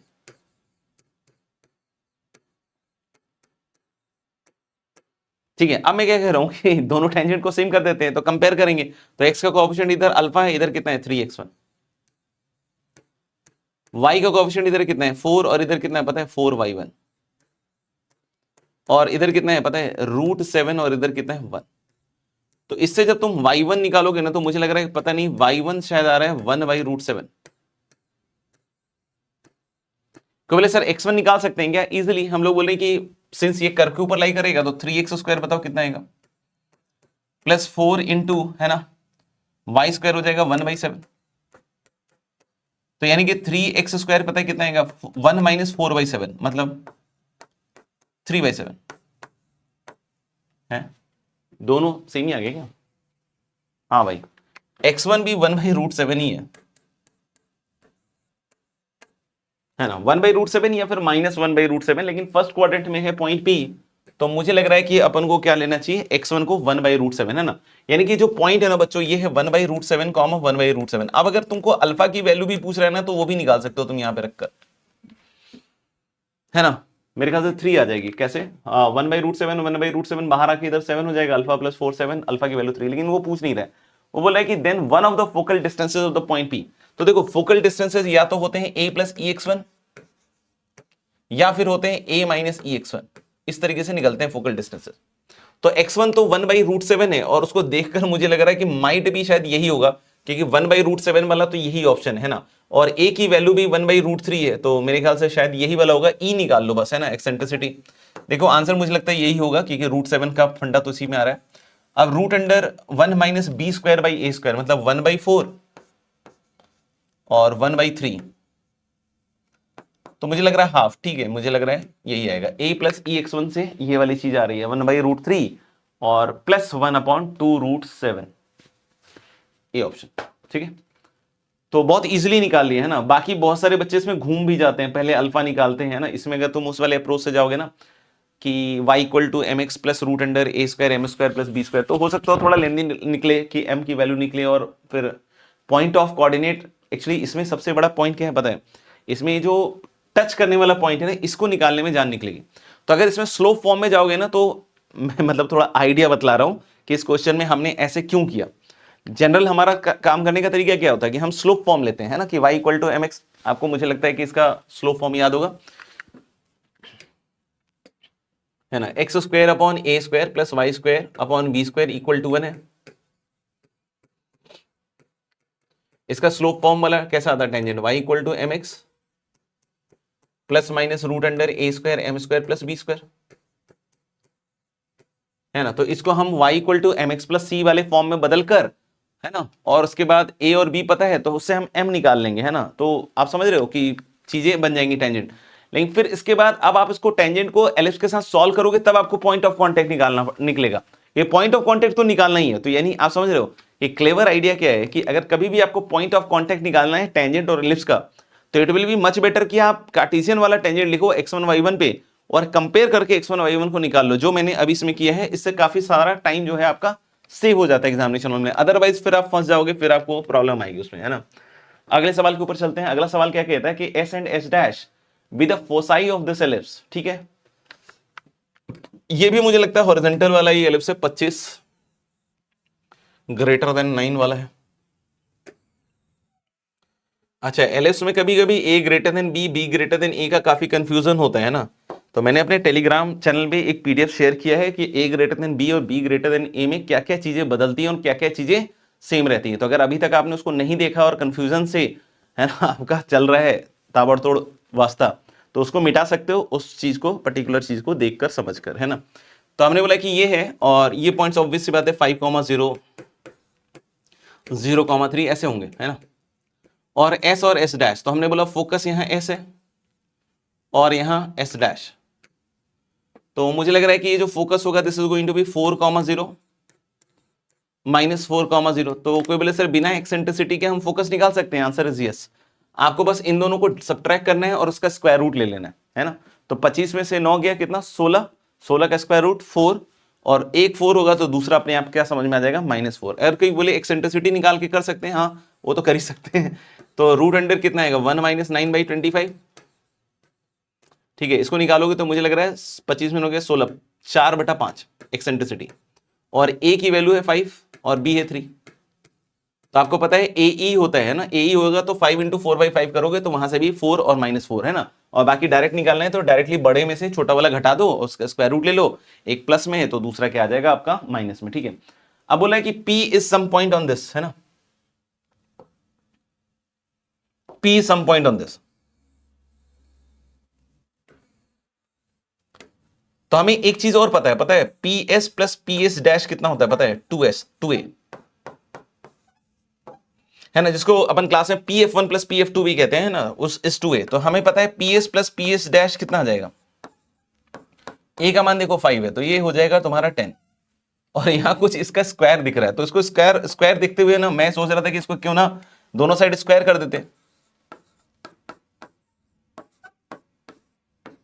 तो ये हो जाएगा 100, और यहां आएगा आपका PS का स्क्वायर या SP का स्क्वायर, जो भी आप लिखना चाहें, और इधर आपका आएगा PS डैश का स्क्वायर डैश, और plus 2PS PS dash is equal to 100, है ना भाई। अभी कोई बोले PS PS डैश निकाल लेते हैं, हाँ PS PS डैश निकाल सकते हो आप आसानी से। अभी भी बताया था ना, एक होता है A प्लस EX1, दूसरा होता है A माइनस EX1। तो हम लोग बोल सकते हैं ना कि ये कितना आ जाएगा पता है, हमें alpha square plus beta square निकालना है ना, ये भी ध्यान रखिएगा। तो हम लोग बोले कि A प्लस EX1, तो A तो हमें पता है ना कितना है 5, प्लस E कितना हो जाएगा 4/5, और X1 is I think alpha, है ना, और दूसरा क्या हो जाएगा 5 माइनस 4/5 इंटू अल्फा। तो मुझे लग रहा है कि this is going to be 25 minus 16/25 alpha square, देख लो आप लोग, है ना। और अब हम लोग बोल सकते हैं क्या कि अगर हमें ये वाली वैल्यू चाहिए तो देखना ध्यान से, यहां से मैं ये लिख सकता हूं कि दिस इंप्लाइज कि PS square plus PS dash square, ठीक है, और यहां माइनस है ना, तो यहां माइनस करोगे ना तो मेरे ख्याल से कितना करना पड़ेगा, 3PS PS डैश दोनों साइड सबट्रैक्ट कर दो, तो यानी कि this is minus PS PS dash और 100 minus 3 times PS PS dash, है ना। PS PS डैश मतलब इसकी वैल्यू, है ना। दोनों साइड अगर 3 टाइम्स PS PS डैश घटाओगे तो यहां पे कितना आएगा, minus of PS PS dash, और ये वैल्यू बन जाएगी। अब इसकी वैल्यू अगर यहां से निकालोगे तो दिस इज 100, है ना, -25, और यहां से तुम्हारे पास क्या आ रहा है पता है, अल्फा स्क्वायर की वैल्यू। तो बोले ये क्या कर दिया सर, गलत कर दिया, हाँ गलत कर दिया थोड़ा सा, है ना, क्योंकि हमें 3 टाइम्स घटाना था ना, 3 टाइम्स घटाना। तो हमने अगर 3 टाइम्स इसको किया होता तो ये आएगा 75 minus 48/25 alpha square and that is equal to 37, है ना। देखना अब इसको घटाओगे ना तो यहां लिख रहा हूं 100 में से 75 गया 25 और प्लस 48/25। कुछ गड़बड़ हो गया भाई, कुछ गड़बड़ हो गया है क्योंकि नहीं ठीक है ठीक है। अल्फा स्क्वायर इक्वल टू 37, ये इधर जाएगा ना तो 37 माइनस 25 कितना हो जाएगा 12, और ये 4 टाइम्स कटेगा तो अल्फा स्क्वायर मुझे लग रहा है बच्चों आएगा 25/4, है ना। कितना आएगा 25/4 अल्फा स्क्वायर। फिर बीटा स्क्वायर कैसे निकालेंगे, तो यहां पे है ना alpha square upon 25 plus beta square upon 9 equal to 1, ऐसा ही। अल्फा स्क्वायर अपॉन 25 यहां से कितना आ रहा है, अल्फा स्क्वायर तो आ गया, अल्फा स्क्वायर अपॉन 25 देखो 1/4 आ रहा है। तो हमने बोला कि यहां पे अगर 1/4 लिखोगे तो उधर आएगा beta square by 9 equal to 1 minus 1/4 यानी कि 3/4, यानी बीटा स्क्वायर पता है कितना आ रहा है 27/4। और अगर आप इन दोनों को जोड़ोगे तो 25 और 27 मुझे लग रहा है कि 52 and 52 upon 4 is going to be what 13। तो भाई कैलकुलेशन तो है, मना नहीं करूंगा, और सोच समझ के थोड़ा कैलकुलेट करना पड़ेगा, तो इसमें टाइम तो लगेगा। बाकी सवाल में बहुत ज्यादा दम नहीं है, तो इसलिए जो हम कहते हैं बार बार इकोनिक सेक्शन के जो क्वेश्चंस होते हैं उसको करने में टाइम लग सकता है। कुछ कुछ सवाल लेकिन होते हैं जो विद इन टाइम बहुत आसानी से हो जाते हैं, लेकिन देयर आर क्वेश्चंस जो टाइम टेकिंग होंगे। तो ये कैसे होगा सर, ठीक, तो जितना ज्यादा इस तरह के सवालों को प्रैक्टिस करोगे तो उतना आप मिनिमम टाइम में आ जाओगे। मतलब एक्चुअली क्या होना चाहिए कि भाई सवाल देख के, जैसे आपने देखा ना कि मेरे को सवाल देखकर समझ में आ रहा है कि मैं अगला स्टेप क्या लूं, अगला स्टेप क्या लूं। तो दो फ्रंट पे बच्चों को प्रॉब्लम आ रही है। एक तो होता है क्या कि हम समझ ही नहीं पा रहे कि अगला स्टेप क्या लेंगे, तो उसमें टाइम भी लग रहा है और हमारा थॉट प्रोसेस भी क्लियर नहीं है। तो थॉट प्रोसेस क्लियर किया जा सकता है कैसे, ज्यादा सवालों को सॉल्व करके, ज्यादा सवालों के सॉल्यूशन को देखकर फिर उसको रिव्यू करके हम थॉट प्रोसेस को क्लियर कर सकते हैं। क्योंकि देखोगे तो एक सिंपल अप्रोच से चीजों को लेकर चल रहे हैं, और बात रही अब फिर कैलकुलेशन की, तो फिर आपको सॉल्व करते वक्त उस चीज को देखना पड़ेगा कि भाई क्या कैलकुलेशन है, कैसे है ना, उसके हिसाब से थोड़ा सा तो यानी कि ज्यादा प्रैक्टिस करोगे तभी चीजें ज्यादा बेहतर हो पाएंगे। अब ये देखो, अब ये सवाल में क्या कहते हैं ना कि इसका डोमेन घुसेड़ दिया है अब इसने तो फंक्शन आ गया। तो हमने बोला कि अगर डोमेन घुसेड़ दिया है तो हमने बोला this should be greater then 0, सबका बेस 1 से बड़ा है तो कोई दिक्कत नहीं है, इसको पॉजिटिव कर दो सब काम हो जाएगा। सबका बेस 1 से अगर बड़ा होता है तो इसमें कोई दिक्कत नहीं है, आप एक लॉग को बस पॉजिटिव कर दो, दैट्स इट। तो हमने बोला कि this is greater then 0, this is greater then 0। पहला लॉग हटाओगे तो यानी आप समझ रहे हो कि यहां बनेगा log base 7 9x minus x square minus 13 is greater then, है ना। ये हटाओगे तो 5 की पावर क्या आएगा 0, 5 की पावर 0 कितना हो जाएगा 1। फिर अगला वाला तो 9x minus x square minus 13 is greater then कितना हो जाएगा 7 की पावर 1 मतलब 7। अब सबको उधर ले जाओ तो एक्स स्क्वायर माइनस 9x और मेरे ख्याल से एक्स स्क्वायर माइनस 9x, और ये 13 और 7 क्या बन जाएगा 20, और ये सब उधर गया है तो लेस देन 0 हो जाएगा। तो ये 4 और 5 में टूट जाएगा। आई होप आपको तोड़ने में दिक्कत नहीं आती हुई। तो यानी बच्चों x की वैल्यू पता है कहां से कहां तक आ रही है 4 से 5, तो ये है इसका डोमेन। और क्वेश्चन कह रहा है कि इसका डोमेन m से n है, तो मुझे लग रहा है कि m का मान आ गया 4 और n की वैल्यू आ गई 5। ये दोनों वैल्यू हमने अचीव कर ली। देखो डोमेन भी सॉल्व करा लिया, mn भी निकलवा लिया, अब आगे भी बोल रहा है कुछ ना कुछ करने को। देखो टाइम लग गया, एक तो कोनिक सवाल है उसके पहले आपने फंक्शन सॉल्व करवा दिया। अब ये हाइपरबोला है ना, हाइपरबोला है, और इसका बोला है कि जो एक्सेंट्रिसिटी है n/3, तो हमें पता है कि एक्सेंट्रिसिटी e स्क्वायर कितना होता है, तो answer is 1 plus B square by a square, ये होता है ई स्क्वायर, है ना। अब इसकी एक्सेंट्रिसिटी इसने खुद ने दी हुई है n/3, तो मतलब हम लोगों ने ई स्क्वायर मतलब n स्क्वायर बाई 9, n कितना है देखो 5, तो यानी कि हो जाएगा 25/9, है ना 25/9। तो हम लोग यहां बोल सकते हैं कि इन दोनों को यूज करो तो b square by a square is equal to 25/9 minus 1, LCM लोगे तो 16/9 आ रहा है। तो यानी एक इक्वेशन बी स्क्वायर और ए स्क्वायर की निकल गई, है ना। हमें अल्टीमेटली ये वाली वैल्यू निकालनी है ना। अब बोला है कि एंड द लेटेस्ट रेक्टम का लेंथ इज 8m/3, तो मैंने बोला ठीक है m/3 लेटेस्ट रेक्टम का लेंथ कितना होता है पता है? 2b² a। फॉर्मूला होता है ना, लेटेस्ट रेक्टम की लेंथ का फॉर्मूला होता है, क्या होता है ना, याद रखना पड़ेगा, 2b² a। ठीक है, अगर इसीलिए मैंने बोला बेसिक जितनी भी चीजें ना फॉर्मूला बिल्कुल क्लियर होनी चाहिए, ठीक है ना। और यहां पे m की वैल्यू कितनी है हमारी? 4। तो यानी कि मुझे लग रहा है कि अगर 4 रखोगे तो 32/3 इक्वल टू 2b² a। अच्छा यहां से देखना b² मेरे ख्याल से पता है कितना आ रहा है? 16/9 a²। और यहां से देखना ये गया 16 टाइम्स, तो b² यहां से पता है कितना आ रहा है? 16a/3। तो मेरे को क्या लग रहा है ना कि इन दोनों को b² को इक्वेट कर दो, तो 16a²/9 इक्वल टू 16a/3। तो ये गया और a 0 हो नहीं सकता है, तो एक a भी कट गया। तो मुझे लग रहा है कि a का मान 3 आ रहा है बच्चों।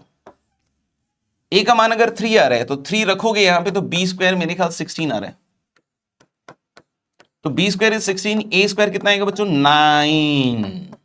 और 16 में से 9 जाएगा तो कितनी वैल्यू आएगी? मेरे ख्याल से 7। D must be the answer. देख लो, D must be the answer. अगले सवाल पे चलते हैं। अगला सवाल मेरे ख्याल से, अच्छा एलिप्स अभी चल ही रहा है, और ये थोड़ा सा मेरे ख्याल से हाइपरबोला का पहले आ गया, ये बाद में आना चाहिए, खैर कोई बात नहीं। ये बोला है कि ये वाली लाइन इस वाले एलिप्स को इंटरसेक्ट कर रही है at the points A and B, then the angle made by the line segment A B on the centre of the ellipse. चलिए देखते हैं ड्रॉ करके। डायग्राम ड्रॉ करना भी अपने आप में इंपॉर्टेंट होता है ना, डायग्राम ड्रॉ करना भी अपने आप में इंपॉर्टेंट होता है। इस एलिप्स को बनाएंगे है ना, तो मेरे ख्याल से अगर इस एलिप्स को बनाइएगा तो इसका देखिएगा, ये बड़ा वाला तो मेरे ख्याल से मेजर एक्सिस तो एक्स एक्सिस ही होगा, √2 पे काटेगा, और इधर 0,1 एंड 0,-1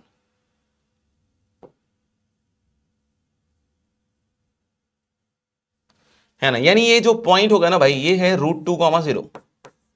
ये वाला जो पॉइंट है ना बच्चों, ये है -√2,0, और ये क्या है पता है? 0,1, और ये है 0,-1। ये वाली जो लाइन है ना, ये है y = x+1। तो इससे एक बात समझ में आ रही है, पता है क्या? y = x+1 का जो y इंटरसेप्ट होगा, तो x को 0 रखोगे तो y 1 आएगा। तो मुझे लग रहा है कि यार देखो, ये जो लाइन होगी ना, बड़ी शानदार लाइन है, ये ऐसे, ये इसी पॉइंट से जाएगी। तो हमने अगर इसको मान लो कि a कह दिया और ये b कह दिया, तो ए बी कहां पे सबटेंड करने है ना, ध्यान से ना, कि let this line intersect the curve at the points क्या? a एंड b, ठीक है। और बोला then the angle made by the line segment A B at the centre of the ellipse. तो ए बी जो है वो सेंटर ऑफ द एलिप्स पे कितना बनाएगा, ये है सवाल। तो देखो ये 90 डिग्री तो क्लियर है ना, तो मुझे बस ये वाला एंगल निकालना है। 90 डिग्री तो क्लियर है, हमें ये वाला एंगल निकालना है।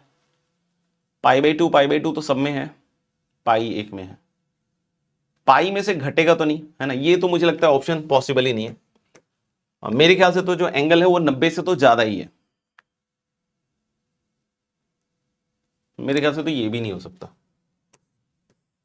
नहीं नहीं, ये 1 मिनट यार, ये पाई में से ये पॉसिबल है, सॉरी ये पॉसिबल नहीं है, ये 90 से कम हो गया ना, ये 90 से कम हो गया, 90 से तो ज्यादा है ना, तो डी ऑप्शन तो नहीं हो सकता है ना।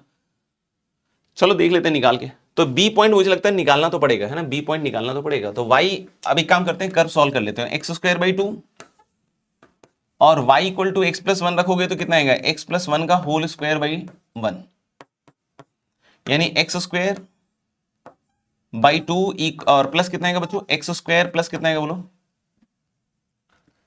2x+1। तो मुझे लगता है 1 तो कैंसल आउट हो गया, है ना, और इधर x² + 2x² + 4x = 0। तो मुझे लग रहा है यहां से दो वैल्यूज आ रही हैं x की, एक तो 0 आ रहा है जो कि हमें पता ही है, और दूसरा शायद -4/3 आ रहा है ना। दूसरा क्या आ रहा है? -4/3। तो यानी b के कोऑर्डिनेट्स इजीली अचीवेबल है। b का x कोऑर्डिनेट है -4/3 और y कोऑर्डिनेट सर, तो y कोऑर्डिनेट के लिए आप इसको यूज कर लीजिए ना, तो -4/3 + 1 इज -1/3। अब सुनना दोस्तों, है ना, बिल्कुल फाइनल बात आने वाली है ना, बिल्कुल फाइनल बात आने वाली है। तो हम लोग बस ये एंगल निकालना चाहते हैं, क्योंकि 90 तो है, 90 प्लस कितना, तो हमने बोला कि ये एंगल यहां से निकालो। ये पॉइंट का x कोऑर्डिनेट -4/3 है, y -1/3 है, तो ये है -4/3 और ये है -1/3। या फिर अगर आप इसको एक्यूट एंगल की तरफ से देखिएगा ना, तो 4/3 1/3, तो इसका tan थीटा लिखिए। है ना। अगर इसको तुम थीटा मानते हो तो tan थीटा लिखोगे तो कितना आएगा 1/3 एंड अपॉन 4/3। तो मुझे लग रहा है यार ये 1/4 आ रहा है, इसीलिए सब जगह tan इनवर्स 1/4 इन्होंने यूज कर रखा है। तो ये π/2 प्लस tan इनवर्स 1/4 होगा, यानी कि इसका करेक्ट आंसर कितना आएगा बच्चों, बी बॉम्बे, है ना। मेरे ख्याल से ठीक है। Yes, the correct answer is again B Bombay, है ना। आगे बढ़ते हैं। अब बोले if the point of intersection of this ellipse and this ellipse, दो एकदम धुरंधर एलिप्स है ना, धुरंधर एलिप्स है। तो मान लीजिए कि दो एलिप्स है, सपोज कर लो ऐसे है, इस तरीके से कोई भी एलिप्स होंगे, रैंडम है ना, मतलब ये आपके वो parallel to x axis y axis वाले हो सकते हैं, क्योंकि परफेक्ट स्क्वायर तो बना सकते हैं, हाँ हो जाएंगे वैसे तो, ठीक है, छोड़ो सब बात है। इन पॉइंट ऑफ इंटरसेक्शन से एक सर्कल जा रहा है, ये कह रहा है if the point of intersection of the ellipse this and this lie on a circle of radius r, तो इन चारों से एक सर्कल जा रहा है, उसकी इक्वेशन या उसका रेडियस r है और उसका सेंटर है a, b, तो वो कैसे निकालेंगे। तो इसमें क्या होता है ना, अब यही सब चीजें कि जब हम थोड़ा सा अच्छे लेवल का पढ़ के जाते हैं तो इस तरह के सवालों को करने में दिक्कत नहीं आता है, लेकिन अगर तुम बेसिक बेसिक करके जा रहे हो तो फिर इस तरह के सवालों का थॉट प्रोसेस ही जनरेट नहीं हो पाएगा, क्योंकि इसमें अब फैमिली ऑफ कर्व का यूज होगा 2 डिग्री। तो हमने बोला फैमिली ऑफ कर्व के हिसाब से अगर मैं इसको S1 मान लूं, इस पूरे को क्या मान लूं S1, इस कर्व में इस पार्ट को S1 बोल दूं और इस पार्ट को क्या बोल दूं S2।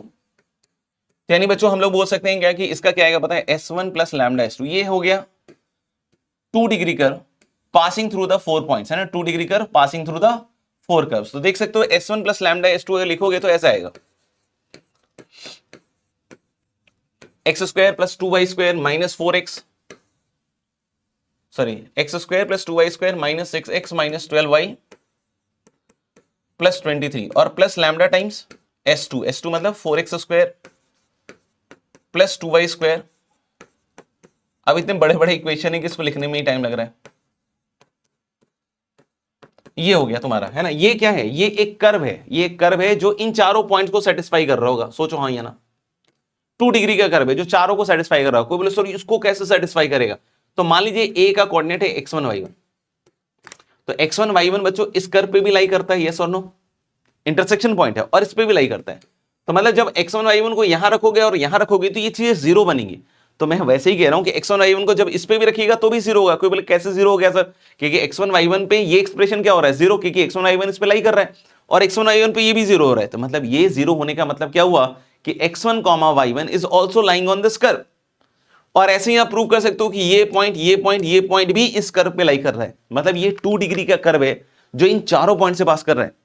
अब इसको मुझे सर्कल बनाना है, तो सर्कल बनाने के लिए 2 डिग्री कर्व को क्या करना होता है, तो दो कंडीशन लगते हैं, एक तो एक्स स्क्वायर वाई स्क्वायर का कोएफिशिएंट सेम और दूसरा एक्स वाई का कोएफिशिएंट जीरो। एक्स वाई का कोएफिशिएंट तो है ही नहीं, तो उसको जीरो करने का कोई मतलब नहीं निकलता है। तो हमें सिंपल एक कंडीशन पुट करके लैम्डा निकालना पड़ेगा, क्या, एक्स स्क्वायर और वाई स्क्वायर का कोएफिशिएंट सेम। तो मैंने बोला एक्स स्क्वायर का इधर कितना आ रहा है 1 प्लस 4 लैम्डा और वाई स्क्वायर का कितना आ रहा है 2 प्लस 2 लैम्डा। तो इस 2 लैम्डा को इधर ले जाओगे तो 4 lambda minus 2 lambda is 2 lambda equal to 1। तो लैम्डा की वैल्यू गाइस आ रही है हाफ। लैम्डा की वैल्यू कितनी आ रही है हाफ, ठीक है। तो मतलब कि लैम्डा की वैल्यू अगर हाफ आ रही है तो आप यहां पे लैम्डा का मान हाफ रखिए, तो यहां पे ऐसा कुछ बन जाएगा, है ना। दोबारा लिखना नहीं चाह रहा मैं, एलसीएम लेके लिख दे क्या, जैसे हमने बोला कि लैम्डा की वैल्यू हाफ यहीं रख दीजिए, इधर रख देता हूं मैं। तो एलसीएम लोगे तो 2 से ये सब मल्टीप्लाई हो जाएंगे और ये एक्सप्रेशन आ जाएगा। मतलब आपको पता है कैसा आएगा 2x² plus 4y² minus 12x minus 24y plus 46, है ना। और प्लस कितना आएगा पता है 4x² प्लस, अब देखो छोटी सी भी गलती होगी ना तो फिर गड़बड़ हो जाएगा पूरा, plus 2y² minus 20x minus 12y और प्लस 35। लेट्स ऐड, तो यानी यहां देखना 2x² प्लस 4x² कितना आएगा 6x², 4y² plus 2y² 6y² minus 12x minus 20x is minus 32x, है ना भाई, minus 24y minus 12y is minus 36y, है ना। मेहनत करना पड़ेगा यार, मेहनत करोगे तभी सीखोगे, है ना। और इधर कितना आएगा 46 प्लस 35 ही है ना यार। हाँ बहुत गंदा लग रहा है ऐसे देख के, तो 6 5 11 की 1, अच्छा 81 नहीं, गंदा नहीं लग रहा है यार, बढ़िया है छः पाँच 11, 4 3 7 1 8, 81। अब 6 से डिवाइड कर दो तो x square plus y square 32/6, तो यानी 2 से कटेगा तो 16/3 माइनस 6y, और 81/6 को करोगे ना तो ये 27/2, यानी कायदे से वो सर्कल ही निकल कर आ गया आपका। देखो अब सेंटर कैसे निकालते हैं, याद है a, b, तो हमने बोला यस सर, x के कोएफिशिएंट का आधा विथ नेगेटिव साइन तो 8/3, और y के कोएफिशिएंट का आधा विथ नेगेटिव साइन तो 3। तो यहां देखिए ए बी निकालना है, तो a और b ये है तो a b 8 हो गया, a b कितना हो गया 8 हो गया। अब हमें क्या निकालना है बच्चों, 18r² है ना, तो 18r² is, I hope you understand, 18 times g² plus f² minus C, radius ऐसे ही आता है root under g² plus f² minus C, ठीक है। तो g कितना है, तो ये माइनस जी था ना, तो मेरे ख्याल से ये बन जाएगा तुम्हारा कितना 64/9 प्लस 9, और minus c is 27/2 I think. बहुत ही खूंखार लग रहा है। एलसीएम लोगे तो मुझे लगता है इसका 18 का एलसीएम आ जाएगा, है ना, और ये 128 आएगा, और 18 इंटू 9 आएगा, है ना, तो 8 9 72 के 2 हासिल 7 16, और माइनस मेरे ख्याल से 9 आ जाएगा, 9 से 63 के 3 243, ये गया। तो हम लोग बोले 18r² कितने के बराबर आ रहा है बच्चों,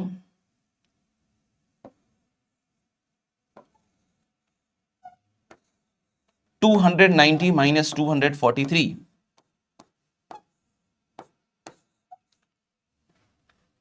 मुझे ऐसा लग रहा है कि ये शायद आ रहा है 47, और वो कितना आया था 8, तो 47 प्लस 8 कितना हो जाएगा आपका 55, है ना, कितना आ जाएगा डी डेली, यस 55, ठीक है। अब एक और मेरे ख्याल से ताबड़तोड़ सवाल ही लग रहे हैं ना, ये भी किस पे है आपका, आई सपोज एलिप्स का ही सवाल है ना, एलिप्स, दोनों एलिप्स ही हैं। Let each of the two ellipses even in E2। अच्छा, इसमें एक खास बात यहां पे है कि a ग्रेटर देन b और capital A less than b, तो इसमें हो सकता है आपको कोई कंफ्यूजन हो जाए, तो इस बात का ध्यान रखिएगा। दोनों की एक्सेंट्रिसिटी है 4/5, है ना, तो E1 कितना आएगा 4/5 पहले वाले का, and that is root under कितना 1 माइनस b²/a², और दूसरे वाले का भी एक्सेंट्रिसिटी 4/5 है, but this time b is greater, तो हम लोग बोले कैपिटल A²/b², ऐसा कुछ बनेगा, है ना। एंड L1 कितना है, L1 है पहले वाले का लेटेस्ट रेक्टम, तो दिस इज 2b²/a, और L2 कितना आ जाएगा पता है 2a²/b, है ना। इस तरीके से मेरे ख्याल से फॉर्मूले में चेंज आएगा, ठीक है। और 2L1², तो 2L1² कितना हो गया, इसका स्क्वायर, है ना, 4b⁴/a², और इधर 9L2 मतलब हो गया 2a²/b, समथिंग लाइक ऐसा कुछ चल रहा है गेम, है ना। अभी देखते हैं आगे क्या है। अच्छा, if the distance between the foci of E1, तो E1 के बीच में अगर डिस्टेंस निकालोगे तो that is 2AE, and 2AE is given to be 8। अच्छा, तो यहां से देखो क्लियरली, और ये है आपका 4/5, तो बच्चों यहां से क्लियर है कि 8 कैंसिल आउट हो जाएगा और स्मॉल a 5 आ गया, क्लियर है। स्मॉल a 5 आते ही यहां पे अगर इसको रखोगे तो मुझे लगता है स्मॉल b भी आ जाएगा, तो 16/25 इक्वल टू 1 माइनस, है ना, b²/25, तो b²/25 कितना आएगा बताओ, 1 माइनस 16/25 मतलब 9/25, तो मुझे लग रहा है स्मॉल b² की वैल्यू पता है कितनी है, 9 है, 9, है ना। स्मॉल b² की वैल्यू कितनी है, 9 है, देख लीजिए एक बार ध्यान से। अब स्मॉल b² अगर 9 है तो यहां देखिएगा 4 इंटू 9⁴ और a² हो गया तुम्हारा 25, and that is equal to 9 into a²/b, ठीक है। बहुत ही खतरनाक सा आ रहा है वैसे तो यानी हम लोग बोल सकते हैं कि जो a²/b है ना वो कितना आ रहा है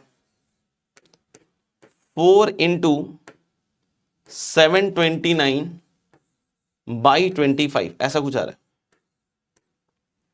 अच्छा इस वाले से अगर निकालोगे तो मेरे ख्याल से 16 बाई है ना, कितना बोलो, 16/25 इक्वल टू 1 माइनस, बहुत बहुत गंदा आ रहा है, मुझे लग रहा है मैंने कुछ ज्यादा खतरनाक कर दिया कुछ। हाँ मैंने खतरनाक कर दिया। बी स्क्वायर 9 आया ना भाई, बी स्क्वायर 9 आया ना, तो बी स्क्वायर 9 आया है तो I think this is 9 square मतलब 81 ही तो होगा ये। हाँ अब ठीक है भाई देख कर माहौल गर्म हो गया था बिल्कुल। मेरे ख्याल से ये 36/25 आ रहा है, ठीक है यहां तक ठीक है। अब यहां पे 1 minus a square by b की वैल्यू रख दीजिए 36/25, और एक बी रह जाएगा यहां पे, है ना, एक बी रह जाएगा, देख लो एक बार। अब इसको इधर ले जाओगे तो मुझे लगता है 36/25 बी,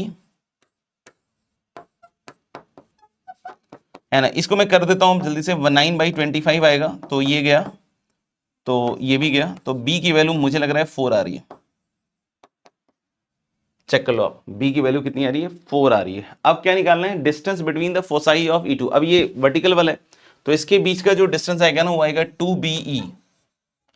ई कितना है इसका भी 4/5, और बी 4 है तो मुझे लग रहा है 4×4=16 32/5। यानी बच्चों मुझे इसका करेक्ट आंसर बी बॉम्बे लग रहा है। Yes you can see the correct answer is going to be B Bombay. अगले सवाल पे आते हैं। अगला सवाल क्या कह रहा है कि the length of the latus rectum of this ellipse be 30, मतलब यहां पे 2b² दिया हुआ है 30, a ग्रेटर देन b है ना। लेटस रेक्टम का लेंथ देखो बार बार यूज हो रहा है ना, तो ये फॉर्मूला अगर किसी को याद नहीं है तो फिर तो कोई भी सवाल इसमें से नहीं हिल रहा।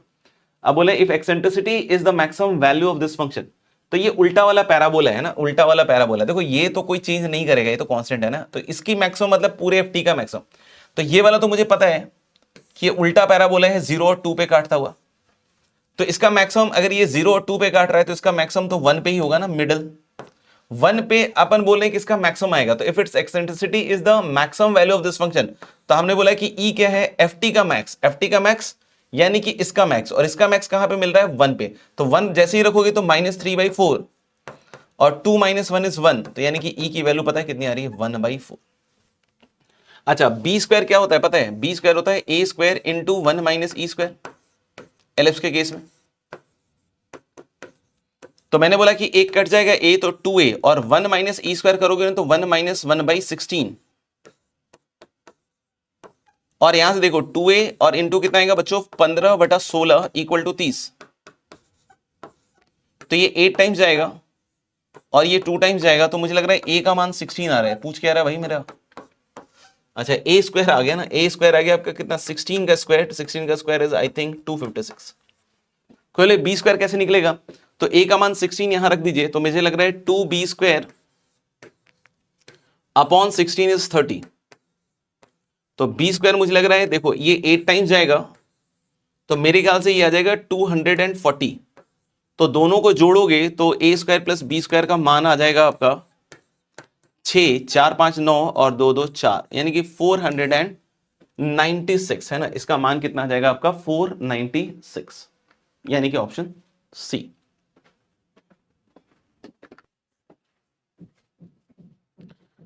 चलिए फिर बढ़ते हैं अगले सवाल की तरफ। अगला सवाल देखते हैं क्या है। अगला सवाल भी मेरे ख्याल से सर्कल दिया हुआ है, एक तो समझ में आ रहा है कि h, k lies on this particular circle, और बोला कि ये जो पॉइंट है that is lying on the ellipse, मतलब इसके लोकस के बारे में बात हो रही है ना, इसके लोकस के बारे में बात हो रही है। तो सबसे पहली चीज समझिएगा कि अगर h, k इसके ऊपर लाई करता है तो इसका मतलब हो गया h² है ना plus k² is equal to 4।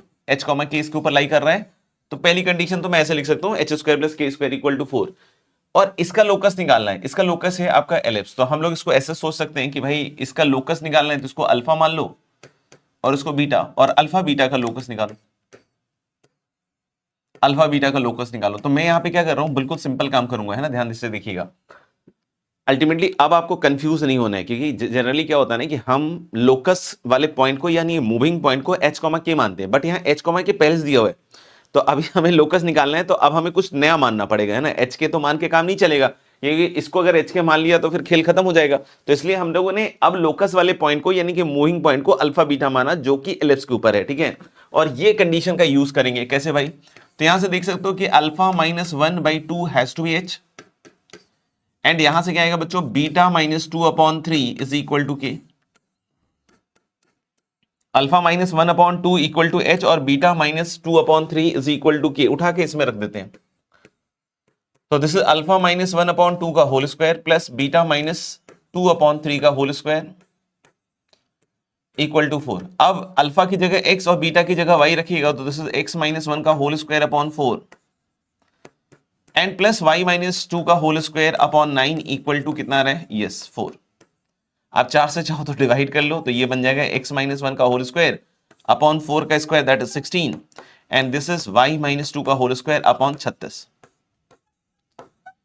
तो आप देख सकते हो कि इसमें ये वाला बड़ा है ना, ध्यान रखिएगा, ये जब भी कभी हम एक्सेंट्रिसिटी वगैरह को डील कर रहे होंगे ना, तो जरूर चेक कीजिएगा एक बार रुककर कि ए बी से बड़ा है या बी ए से बड़ा है, नहीं तो गलती होने के पूरे चांसेस हैं। तो अब अगर मैं एक्सेंट्रिसिटी इसकी बोलता हूं ई, तो ई स्क्वायर कितना आएगा मेरे हिसाब से, तो कितना आएगा 1 माइनस, अब ये वाला ऊपर नहीं रहेगा, ये वाला ऊपर रहेगा 16/36, और यहां से देख सकते हो कि नीचे 36 आ गया और ऊपर 36 माइनस 16 आएगा, यानी 20/36 है ना, 20/36। इसको थोड़ा काट कूट लेते हैं, है ना, तो ये 4 से काटोगे तो ये 5 और ये 4 9 36 है ना, ऐसा कुछ आ रहा है मेरे ख्याल से। तो 5/e², I am very sure ये 9 के बराबर आएगा। तो क्या इस सवाल में बहुत ज्यादा डिफिकल्टी थी, नहीं, थोड़ी बहुत बेसिक फंडामेंटल चीजों को दिमाग में रखना था मेरे ख्याल से, उसके बाद ये चीजें अपने आप सेटल हो रही है बच्चों, है ना। तो इट वॉज ऑल्सो वेरी, मेरे ख्याल से इजी काइंड ऑफ प्रॉब्लम, है ना, आप लोगों ने किया होगा जिन्होंने भी अटेम्प्ट किया होगा, ठीक है। तो मेरे ख्याल से 5/e² has to be 9, you can see the answer is what 9। अगले सवाल पे चलते हैं। एक एलिप्स है और बोल रहा है कि इसका जो सेंटर है ये है 1, -2 है ना। तो मैंने बोला ठीक है, एलिप्स का सेंटर है 1, -2, तो जैसा ये कह रहा है वैसा मैं मान लेता हूं, ठीक है। अभी हम एक्स एक्सेस वाई एक्सेस पे काम नहीं कर रहे हैं, हमें क्योंकि रैंडम पॉइंट दिया हुआ है तो उसके हिसाब से चलना पड़ेगा। और एक फोकस है 3, -2 पे, ओके। तो कुछ इस तरह का सीन है बच्चों, है ना, कि हम लोग बोलें कि एक वर्टेक्स है कहां पे, फोकस है 3, -2 पे, तो हमने बोला 3, -2 ऐसा कुछ होगा, है ना, और वर्टेक्स है 5, -2 पे। I think it is very simple. तो ये एक ही लाइन y इक्वल टू -2 पे लाई कर रहा है, 1, -2 सेंटर, ये हो गया फोकस और ये हो गया आपका वर्टेक्स। बोल रहा है then the length of its latest rectum, तो लेटेस्ट रेक्टम का लेंथ हम लोग आसानी से निकाल सकते हैं, कोई दिक्कत नहीं है, 2b² टाइप की चीज आएगी, ठीक है। लेकिन पॉइंट है कि ए और बी कैसे निकालें, तो देखो सेंटर और फोकस के बीच का डिस्टेंस हम लोग बोलते हैं ए, और ए आप देख सकते हो कि ये same y equal to -2 line पे है, तो 3 - 1 दैट इज 2, ए हो गया। और सेंटर से वर्टेक्स का डिस्टेंस होता है गाइस ए, तो ए कितना आ जाएगा देखना, 5 - 1 दैट इज 4। तो हमारे पास बी स्क्वायर क्या होता है, बी स्क्वायर का फॉर्मूला होता है भाई a² इंटू एलिप्स के लिए 1 - e², यानी कि दैट इज a² माइनस क्या आएगा बच्चों, a² e²। तो हमने बोला a² यहां से क्या आएगा 16 और a² e² इज 4, तो 16 - 4 कितने के बराबर हो जाएगा आपका 12। तो यानी हमारे को b² भी समझ में आ गया, तो यानी कि length of the latest rectum is 2b² a। तो हमने बोला 2 इंटू b² मतलब 12 और a कितना है 4, तो 4 3 12, तो 3 दूनी कितना हो जाएगा 6। तो यानी कि हम लोग बोल सकते हैं length of the latest rectum has to be 6। You can see the answer is also 6। तो कुछ भी नहीं था, सिंपल आपको बस प्लॉट करके समझना था कि किस तरीके से ए और बी को निकाल सकते हैं और उसके हिसाब से length of the latest rectum. Yes, you are done. Okay, I think अब हाइपरबोला चालू हो रहा है। Let the foci of a hyperbola coincide with the foci of this ellipse. ओहो, यानी यहां पे भी एलिप्स का छाया है ना, एलिप्स का छाया है।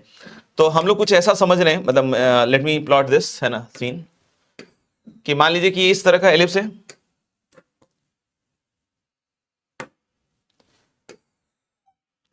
और इसका जो फोकस है ना भाई, और हाइपरबोला का जो फोकस है ना, बराबर है, मतलब सेम है फोकस, है ना।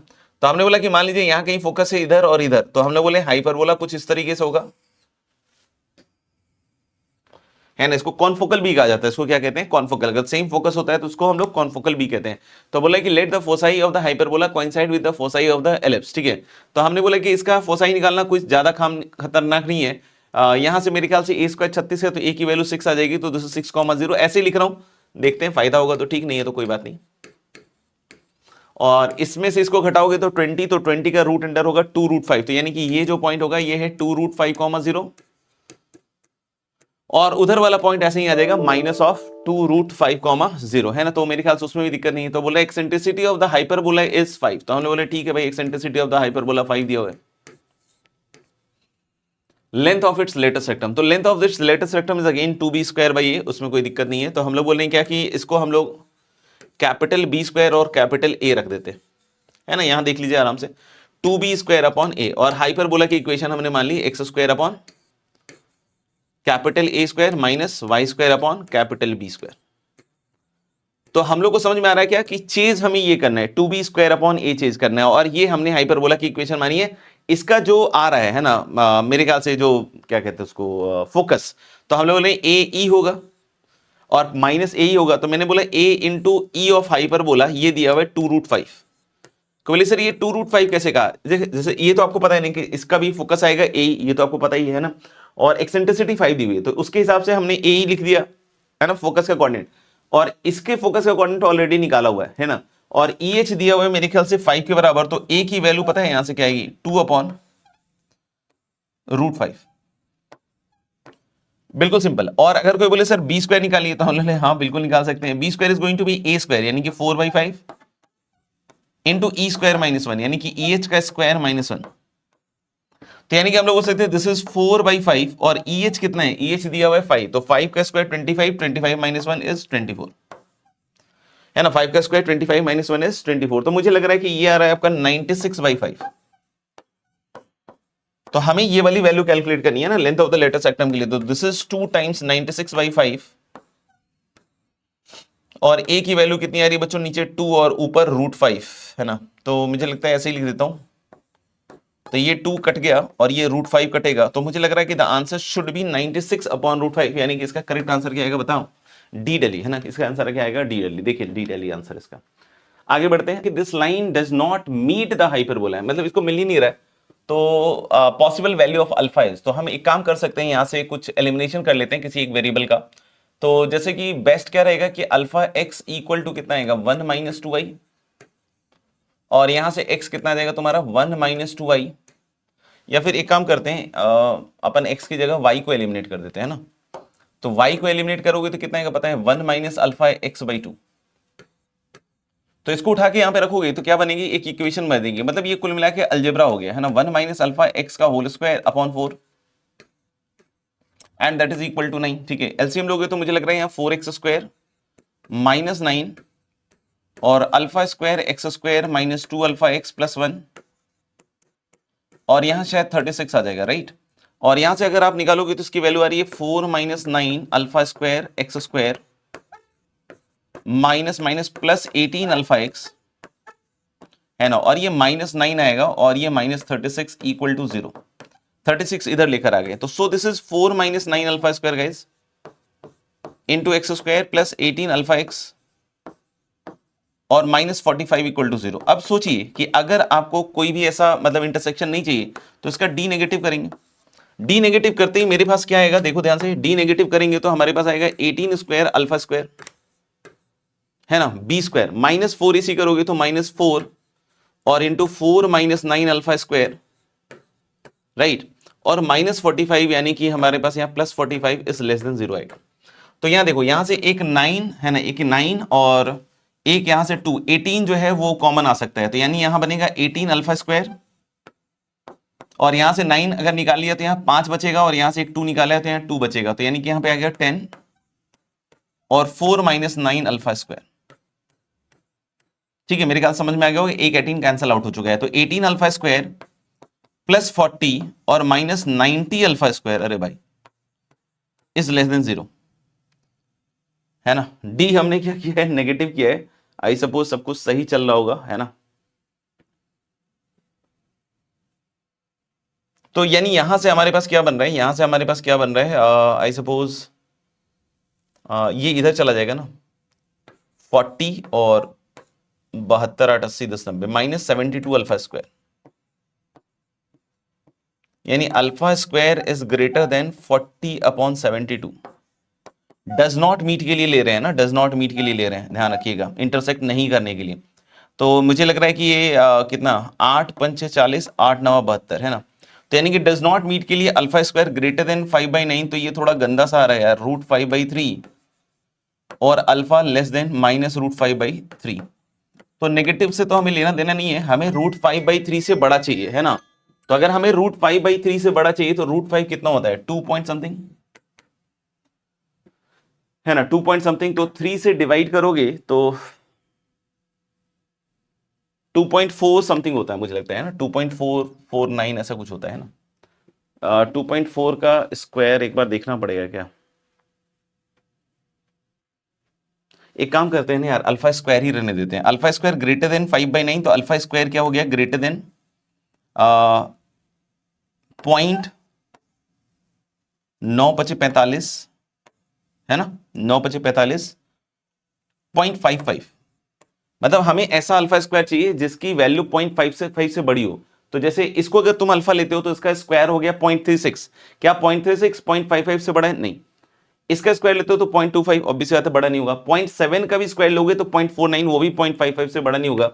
लेकिन हाँ 0.8 का स्क्वायर लोगे तो दैट इज 0.64, जो कि मुझे लगता है 0.55 से क्या होगा, बड़ा। तो आई सपोज कि this is going to be the answer, है ना, ठीक है ना, यस 0.8। अगले सवाल पे चलते हैं। अगला सवाल फिर से एक हाइपरबोला का ही सवाल है। ये पॉइंट बोल रहे हैं कि लाई कर रहा हूं ऑन द हाइपरबोला। तो सबसे पहले इसको सेटिस्फाई करा सकते हैं, 100/a² और -4 15 60/b² इक्वल टू 1। एक तो ये कंडीशन हो गई, ठीक है। It is lying on this, तो मैंने सिंपली इसको सेटिस्फाई कर दिया। इसका फोसाई बोल रहा है कि एस और एस डैश है if the length of its latest rectum is 8, यानी कि 2b²/a 8 है। तो मुझे लगता है इन सारे डेटा से हमें ए और बी सबसे पहले क्रैक करना पड़ेगा, है ना। तो देख सकते हो कि b² कितना जाएगा, b² इज बेसिकली यार 4a, और b² यहां पे रखो तो 100/a² -60 और b² इज 4a। तो मुझे लग रहा है कि 15 टाइम्स कैंसल आउट हो रहा है ना, ध्यान से देखिए 15 टाइम्स कैंसल आउट हो रहा है। इसका एलसीएम लोगे तो नीचे का a² बनेगा और ऊपर बनेगा 100 I think 15a equal to 1, है ना, इक्वल टू 1। इसको इधर ले जाओगे और इक्वेशन बनाओगे ना तो a² + 15a और -100 इक्वल टू 0 आ रहा है। अब इसको देखो तोड़ना तो पड़ेगा, है ना, 20 और 5 है, मुझे लगता है टूट जाएगा। तो मुझे लग रहा है इसके दो फैक्टर आ रहे हैं, a + 20 इंटू a -5। आप भी चेक करना बच्चों, मेरे ख्याल से तो ये सही है। तो a नेगेटिव तो नहीं हो सकता है, तो a की वैल्यू मुझे लगता है 5 होगी, और a 5 इसमें रखोगे तो b² हो जाएगा तुम्हारा 20, है ना। तो b की वैल्यू 2√5 हो जाएगी और ये आ जाएगा। अब बोल रहा है क्या कि if the length of its latus rectum is this then the square of the area of the triangle PSS', यानी कि हम लोग बोल सकते हैं क्या कि जो भी हाइपरबोला है ना, इसका ये जो भी हाइपरबोला है कुछ इस तरह का है ना, S और S' इधर है, P पॉइंट यहां है और P के कोऑर्डिनेट्स दिए हुए 10,2√15, है ना, ये दिया हुआ है। आप बोल रहे हैं क्या कि square of the area of this, तो यानी कि हम लोग बोल रहे हैं कि इस वाले एरिया को निकालना चाह रहे हैं। तो इस वाले एरिया को निकालेंगे तो हाफ बेस इंटू हाइट करते हैं, तो हाफ बेस में क्या आएगा बताओ, बेस में तो S और S' के बीच की दूरी होगी, यानी कि कितना आएगा 2AE, और इंटू हाइट तो इसका y कोऑर्डिनेट हो जाएगा, यानी कि 2√15। बच्चों हम लोग यहां पे जान सकते हैं क्या कि AE की वैल्यू क्या आएगी, है ना, AE की वैल्यू क्या आएगी, क्योंकि E² से हमारे को शायद निकाल के लाना पड़ेगा। A की वैल्यू तो हमें पता है 5 है ना। E कितना है, E कितना है, E कितना है, E होता है √1 सॉरी प्लस हाइपरबोला है सॉरी, तो b² दैट इज 20/a² मतलब 25, है ना, ये आएगा। तो हम लोग बोले कि ये 5 चौके 20 और 50 25, यानी कि 9/5, मतलब मुझे लग रहा है कि 9/5 का स्क्वायर रूट कितना हो जाएगा पता है, 3/5। तो बच्चों मुझे लगता है जो एरिया की वैल्यू आ रही है ना, ए की वैल्यू है 5, ई की वैल्यू है 3/5 और इंटू 2√15 को आप लिख सकते हो √3 इंटू √5, तो मुझे लगता है √5 तो गया, और यहां पे 10 30 √3 बन रहा है, और इसका आपको स्क्वायर करना है। तो 30 का स्क्वायर कितना होगा 900, √3 का 3, तो 900 इंटू 3 आई सपोज इज 2700। तो यानी कि इसका करेक्ट आंसर यस डी क्या रहेगा, दिल्ली। अगले सवाल पे चलते हैं। अगला सवाल क्या कहता है कि PQ be a chord of this hyperbola. Okay, तो हमने बोला कि हाइपरबोला का एक कॉर्ड है ना, हाइपरबोला का एक कोई कॉर्ड दिया हुआ है, एक्स स्क्वायर अपॉन 4 है, तो यानी कि 2,0 और -2,0 पे काटेगा, ठीक है। P Q is a chord perpendicular to the x axis, ये भी ध्यान रखिएगा कि ये एक्स एक्सिस के क्या है, परपेंडिकुलर है। तो मैंने कुछ ऐसा कॉर्ड बना दिया इसका, this is the chord P Q, है ना भाई। पी क्यू कॉर्ड हमने बना दिया perpendicular to the x axis, देखिए। और बोला OPQ is an equilateral triangle, अच्छा ये पॉइंट O है and origin, I think O being the centre of the hyperbola, origin. तो हमने बोला कि OPQ एक इक्विलेटरल ट्रायंगल भी है, अच्छा ये भी बात है, OPQ इक्विलेटरल ट्रायंगल है, ये भी ध्यान रखिएगा, ठीक है। अब बोले eccentricity of the hyperbola is √3, तो हमें पता है कि ई स्क्वायर कितना होता है, ई स्क्वायर होता है 1 + b² / a², तो b² तो पता ही है और a² कितना है 4, और एक्सेंट्रिसिटी √3 है, तो यानी इसकी वैल्यू 3 हो गई। तो यानी मुझे लग रहा है 3 - 1 2, तो b² शायद 8 आएगा, है ना। अभी एक बार कैलकुलेट करके देख लीजिएगा। तो हमने लेकिन now this is x² / 4 - y² / 8 = 1, ये है आपका प्यारा हाइपरबोला। अब बोला then the area of the triangle OPQ, मतलब हमें इस वाले का ट्रायंगल का एरिया निकालना है। अच्छा एक चीज समझिएगा, मुझे ऐसा लगता है कि अगर इक्विलेटरल ट्रायंगल है तो ये 30 डिग्री हो गया भाई, है ना। इक्विलेटरल ट्रायंगल है तो ये 30 डिग्री हो गया, दैट इज वेरी ऑब्वियस, है ना। और हमें कुछ लेंथ वेंथ पता है क्या किसी चीज का? मेरे ख्याल से तो लेंथ वेंथ तो नहीं पता है, तो यानी कि मुझे पैरामेट्रिक कोऑर्डिनेट के हिसाब से काम करना चाहिए, है ना। मुझे लगता है कि देखो इसका पैरामेट्रिक कोऑर्डिनेट आता है a sec theta b tan theta, a यहां पे क्या है 2, तो यानी कि इसका पैरामेट्रिक कोऑर्डिनेट आएगा 2 sec थीटा, है ना, 2 sec थीटा। और यहां पे आप देख सकते हैं b इज 2√2, तो 2√2 tan थीटा। तो मतलब गाइज ये 2√2 tan थीटा है, ये 2 sec थीटा है, तो यानी कि tan 30 डिग्री में क्या लिखूंगा बताओ? tan 30 डिग्री हो जाएगा आपका 2 tan थीटा और अपॉन 2 sec थीटा। तो अपन देख सकते हैं कि ये 2 का तो कटना श्योर है, यानी कि √2 tan थीटा को लिखोगे sin अपॉन cos, तो नीचे cos सेकेंड थीटा से मिलेगा तो ये कट जाएगा, 1 बन जाएगा। tan 30 होता है मेरे ख्याल से 1/√3, तो sin थीटा आ रहा है दोस्त 1/√6। सही गलत मुझे नहीं पता, लेकिन मुझे लग रहा है मेरे कैलकुलेशन के हिसाब से sin थीटा अभी तक 1/√6 आ रहा है। तो अगर मुझे इसका इक्विलेटरल ट्रायंगल का एरिया चाहिए तो आप देखना हाफ इनटू ये वाला लेंथ है 2 sec थीटा, और ऊपर अगर 2√2 tan थीटा है तो इधर भी, यानी कि दिस इज 4√2 tan थीटा, है ना। यानी हम लोग बोल सकते हैं ये 2 गया तो 4√2, और tan थीटा को लिख सकते हो sin theta upon cos theta, तो दिस इज sin थीटा, और अपॉन cos, और ये आएगा तो cos स्क्वायर आ जाएगा। cos स्क्वायर होता है मेरे भाई 1 - sin स्क्वायर, तो this is 4√2 sin theta I suppose is 1/√6 and this is 1 - 1/6, ठीक है। यानी कि हम लोग बोल सकते हैं इसका एलसीएम लोगे तो 6 ऊपर आएगा, तो 4√2 इंटू √6, और 6 - 1 कितना आ जाएगा 5। मेरे ख्याल से तो ये बन रहा है ना। अब बाद बाकी देख लो क्या आ सकता है इससे, √12 तो 2√3 हो जाएगा, तो 8√3/5। तो भाई घूम फिर के मेरे ख्याल से इसका आंसर क्या आ रहा है, बी बॉम्बे, है ना। तो मेरे ख्याल से बिल्कुल बेसिक सा ही सवाल है ना, थोड़ा दिमाग लगाना पड़ेगा हल्का सा कहीं ना कहीं, बट मेरे ख्याल देखिए बी बॉम्बे आ रहा है ना। अगला सवाल काफी लंबा चौड़ा दिख रहा है, लेट्स सी क्या कर सकते हैं इस पर्टिकुलर सवाल में। थीटा बिलोंग्स टू 0 से π/2 है, eccentricity and the latus rectum, length of the latus, देखो length of the latus rectum लगता है एक्सेंट्रिसिटी हमेशा चल ही रहे, है ना। eccentricity in the length of the latest rectum of the hyperbola this b is equal to 8, b e1 and l1। अच्छा इसका e1 और l1 दिया हुआ है, ठीक है। तो मेरे ख्याल से ये x² upon 8 minus y² upon 8 cos square theta, sec square को नीचे लाके cos स्क्वायर लिख सकते हो, है ना। तो e1 कितना हुआ मेरे भाई, e1 हो गया √1 प्लस b² अपॉन a², मतलब cos स्क्वायर थीटा, ये है e1। और L1 कितना होता है, L1 होता है 2b²/a, यानी कि 2 × 8 cos स्क्वायर थीटा अपॉन 8, मतलब L1 is 2 cos square theta, ठीक है भाई। तो मेरे ख्याल से आपको E1 और L1 दोनों की वैल्यू यहां से बिल्कुल क्लियरली दिख रही है, ठीक है, respectively. And let the eccentricity and the length of the latest rectum of this, तो यानी इसको अगर लिखोगे तो x² upon 6 cos square theta and plus y² upon 6। तो यहाँ पे थोड़ा सा गेम खेला है इसने, है ना।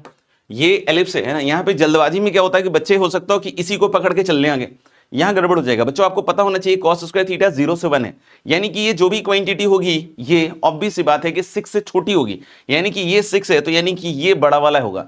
तो अब यहां पे बोला ना कि इसका एक्सेंट्रिसिटी E2 है, तो ध्यान रखिएगा इसमें, तो E2 कितना लिखिएगा, रूट अंडर 1 माइनस, है ना, बी स्क्वायर में अब ये आएगा, है ना, 6 cos स्क्वायर थीटा अपॉन 6, यानी कि cos स्क्वायर थीटा, यानी कि मुझे लगता है कि इसकी वैल्यू साइन थीटा आएगी, कोई मॉड साइन थीटा सर, तो थीटा 0 से पाई बाई 2 है, तो it has to be what, positive. This is E2। Then comes your L2, तो L2 क्या है मेरे भाई, L2 L2 L2 L2 L2 मेरे ख्याल से क्या है, लेंथ ऑफ द लेटर सेक्टम, तो ये हो जाएगा 2b स्क्वायर, है ना। अब b स्क्वायर में ये चीज आएगी, ध्यान रखिएगा, 6 cos स्क्वायर थीटा, तो 2b स्क्वायर अपॉन a, मतलब अपॉन रूट 6। यहां पे मेरे ख्याल से मैंने थोड़ा गड़बड़ कर दिया है, यहां पे क्या आएगा, 2b स्क्वायर अपॉन a, मतलब यहां रूट 8 आएगा बॉस, है ना, ये रूट 8 आएगा, रूट 8 से ये कटेगा तो ऊपर क्या बचेगा, रूट 8 बचेगा, 2 रूट 2। यहां पे मैंने थोड़ा गड़बड़ कर दिया यार, है ना, तो यानी कि मेरे ख्याल से ये आ जाएगा 2 रूट 2, यानी कि 4 रूट 2 cos स्क्वायर थीटा, है ना। तो इस तरह की गड़बड़ हो जाती है मेरे से कभी कभी, तो ये रूट 6 आ जाएगा, तो यानी कि this is 2 root 6 cos square theta.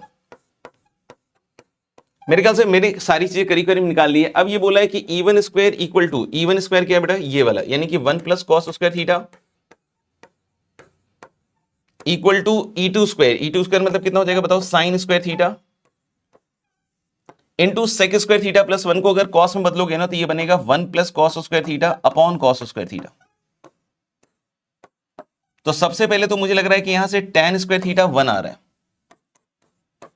और tan स्क्वायर थीटा 1 आ रहा है ना दोस्तों, इसका मतलब थीटा की वैल्यू बताओ कितनी आएगी, पाई बाई 4। थीटा की वैल्यू क्या आएगी, पाई बाई 4, थीटा की वैल्यू पाई बाई 4 आएगी।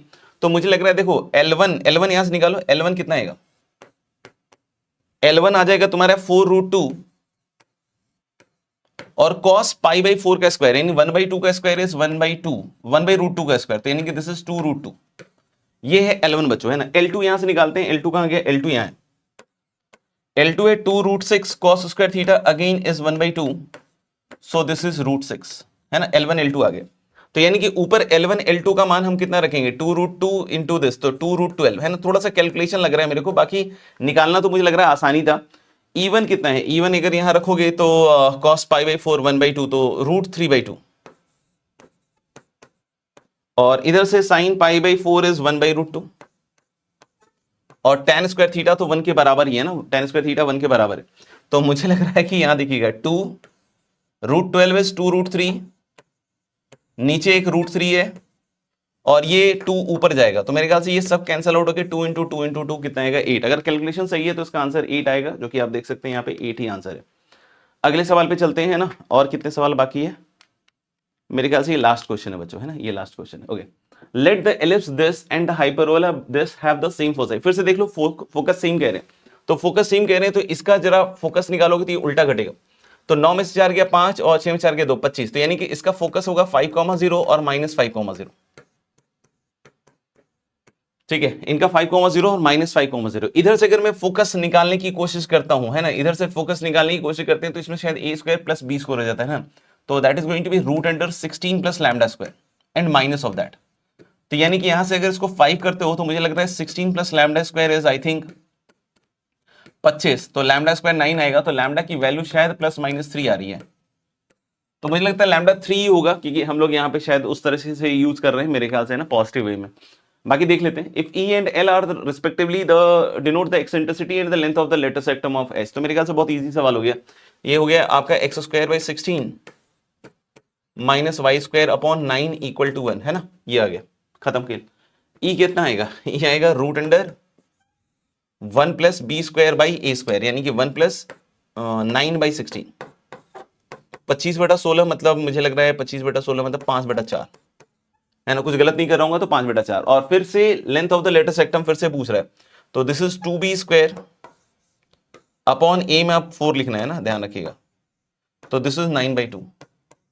अब 24 इंटू ई प्लस एल कह रहा है, तो e कितना है, e है आपका मेरे ख्याल से 5/4, और l आई सपोज अगर कुछ गलत नहीं किया है तो 9/2। फिर से इसका एलसीएम लेंगे तो 4 आएगा, और मेरे ख्याल से यहाँ 5 और प्लस 18, तो 4 छक 24 और दिस इज 23 इंटू 6, 6 दिया 18 के 8 हासिल 1, 6 दिन में 12 1 13, कुछ गड़बड़ हो गया। 138, 148 काफी क्लोज लग रहा है, या और कोई है क्या? मुझे लग रहा है थोड़ा कहीं कुछ लफड़ा कर दिया है मैंने। E प्लस एल, एल ठीक है ना, 2b², लैम्डा 3 आया ना, तो लैम्डा स्क्वायर तो मेरे ख्याल से 9 ठीक ही है ना।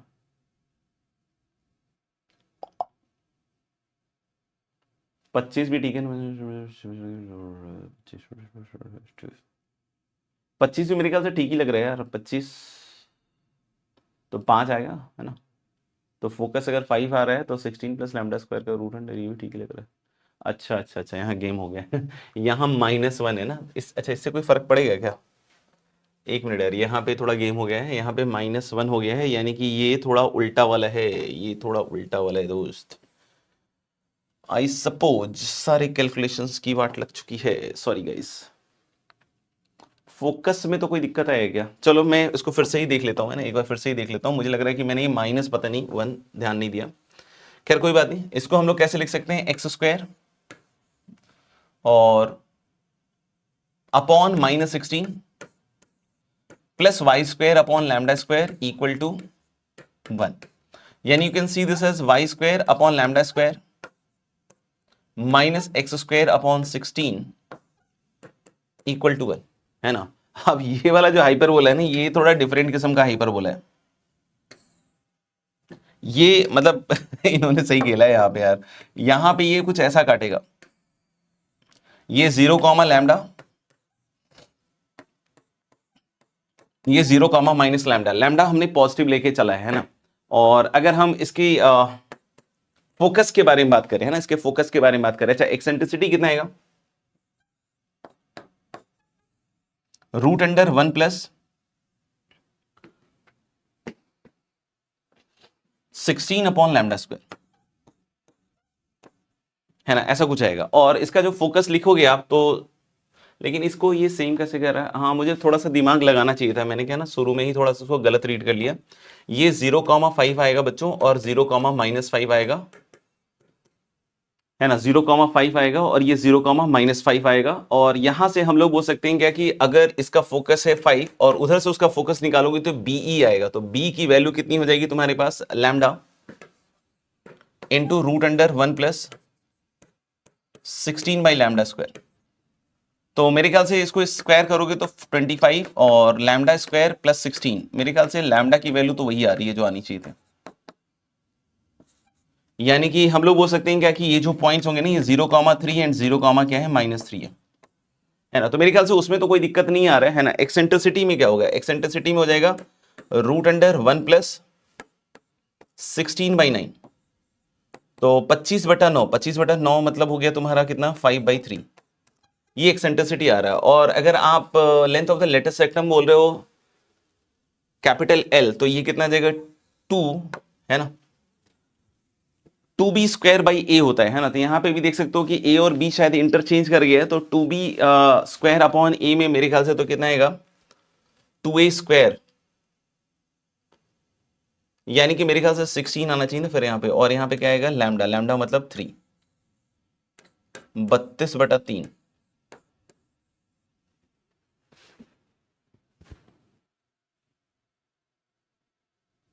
तो मेरे ख्याल से E प्लस L कितना हो जाएगा आपका, 37/3, और इसको 24 से मल्टीप्लाई करोगे तो 8 से मल्टीप्लाई होगा मेरे ख्याल से, मतलब this is going to be 37 into 8, 8 ही 7 56 के 6 5 29, यानी दिस इज 296 गाइस, है ना, 296 मतलब इसका आंसर आएगा ए आगरा। तो यहाँ पे काफी बड़ा चूक हो गया, मेरे को एक्चुअली 2 बार ट्रिगर आना चाहिए था। एक तो सबसे पहले कि मुझे देखना चाहिए था कि भाई ये तो ऐसा वाला एलिप्स है, बट वहां पे भी मैंने इग्नोर किया, है ना, और यहाँ पे भी फिर मैंने गड़बड़ कर दी बात को, ठीक है। मुझे पहले यहाँ समझ में आना चाहिए कि 0,5 0,-5 है, तो वो -1 मुझे फिर दिख जाता, ठीक है। और उसके बाद का तो मेरे ख्याल से ऑपरेशन बिल्कुल वैसे ही जैसे हम पिछली बार कर रहे थे, बट थोड़ा सा गड़बड़ कर रहे थे, ठीक है। आई होप मेरे ख्याल से ये बातें समझ में आ गई होंगी। और ये हो गया 2026 का जेईई मेन का जो भी आपका कोनिक सेक्शन के सवाल हैं वो सारे हमने हल कर दिए, ठीक है। और बेहतर है कि आप संकल्प PYQ सीरीज भी कीजिए, संख्यानाथ सीरीज भी कीजिए, उसमें भी मैंने प्रीवियस ईयर क्वेश्चंस को सॉल्व कर रखे हैं। तो देखो सेकंड अटेम्प्ट तक अपने टारगेट को बिल्कुल सेट रखो कि यार मुझे 97 परसेंटाइल, 98 परसेंटाइल, 99 परसेंटाइल क्या लेकर आना है, ठीक है। और उसके हिसाब से प्रैक्टिस जम के कीजिए। सोचने से नंबर नहीं आएंगे, आप जब प्रॉब्लम्स के साथ जूझिएगा तभी प्रॉब्लम्स को सॉल्व करने का रास्ता भी आपको दिखेगा। तो आई होप मेरी बातों पर अमल कीजिएगा और अगले अटेम्प्ट को बहुत अच्छा करके आइएगा। तब तक के लिए अपना ध्यान रखें। जय हिंद, जय भारत। मिलते हैं अगले वीडियो में।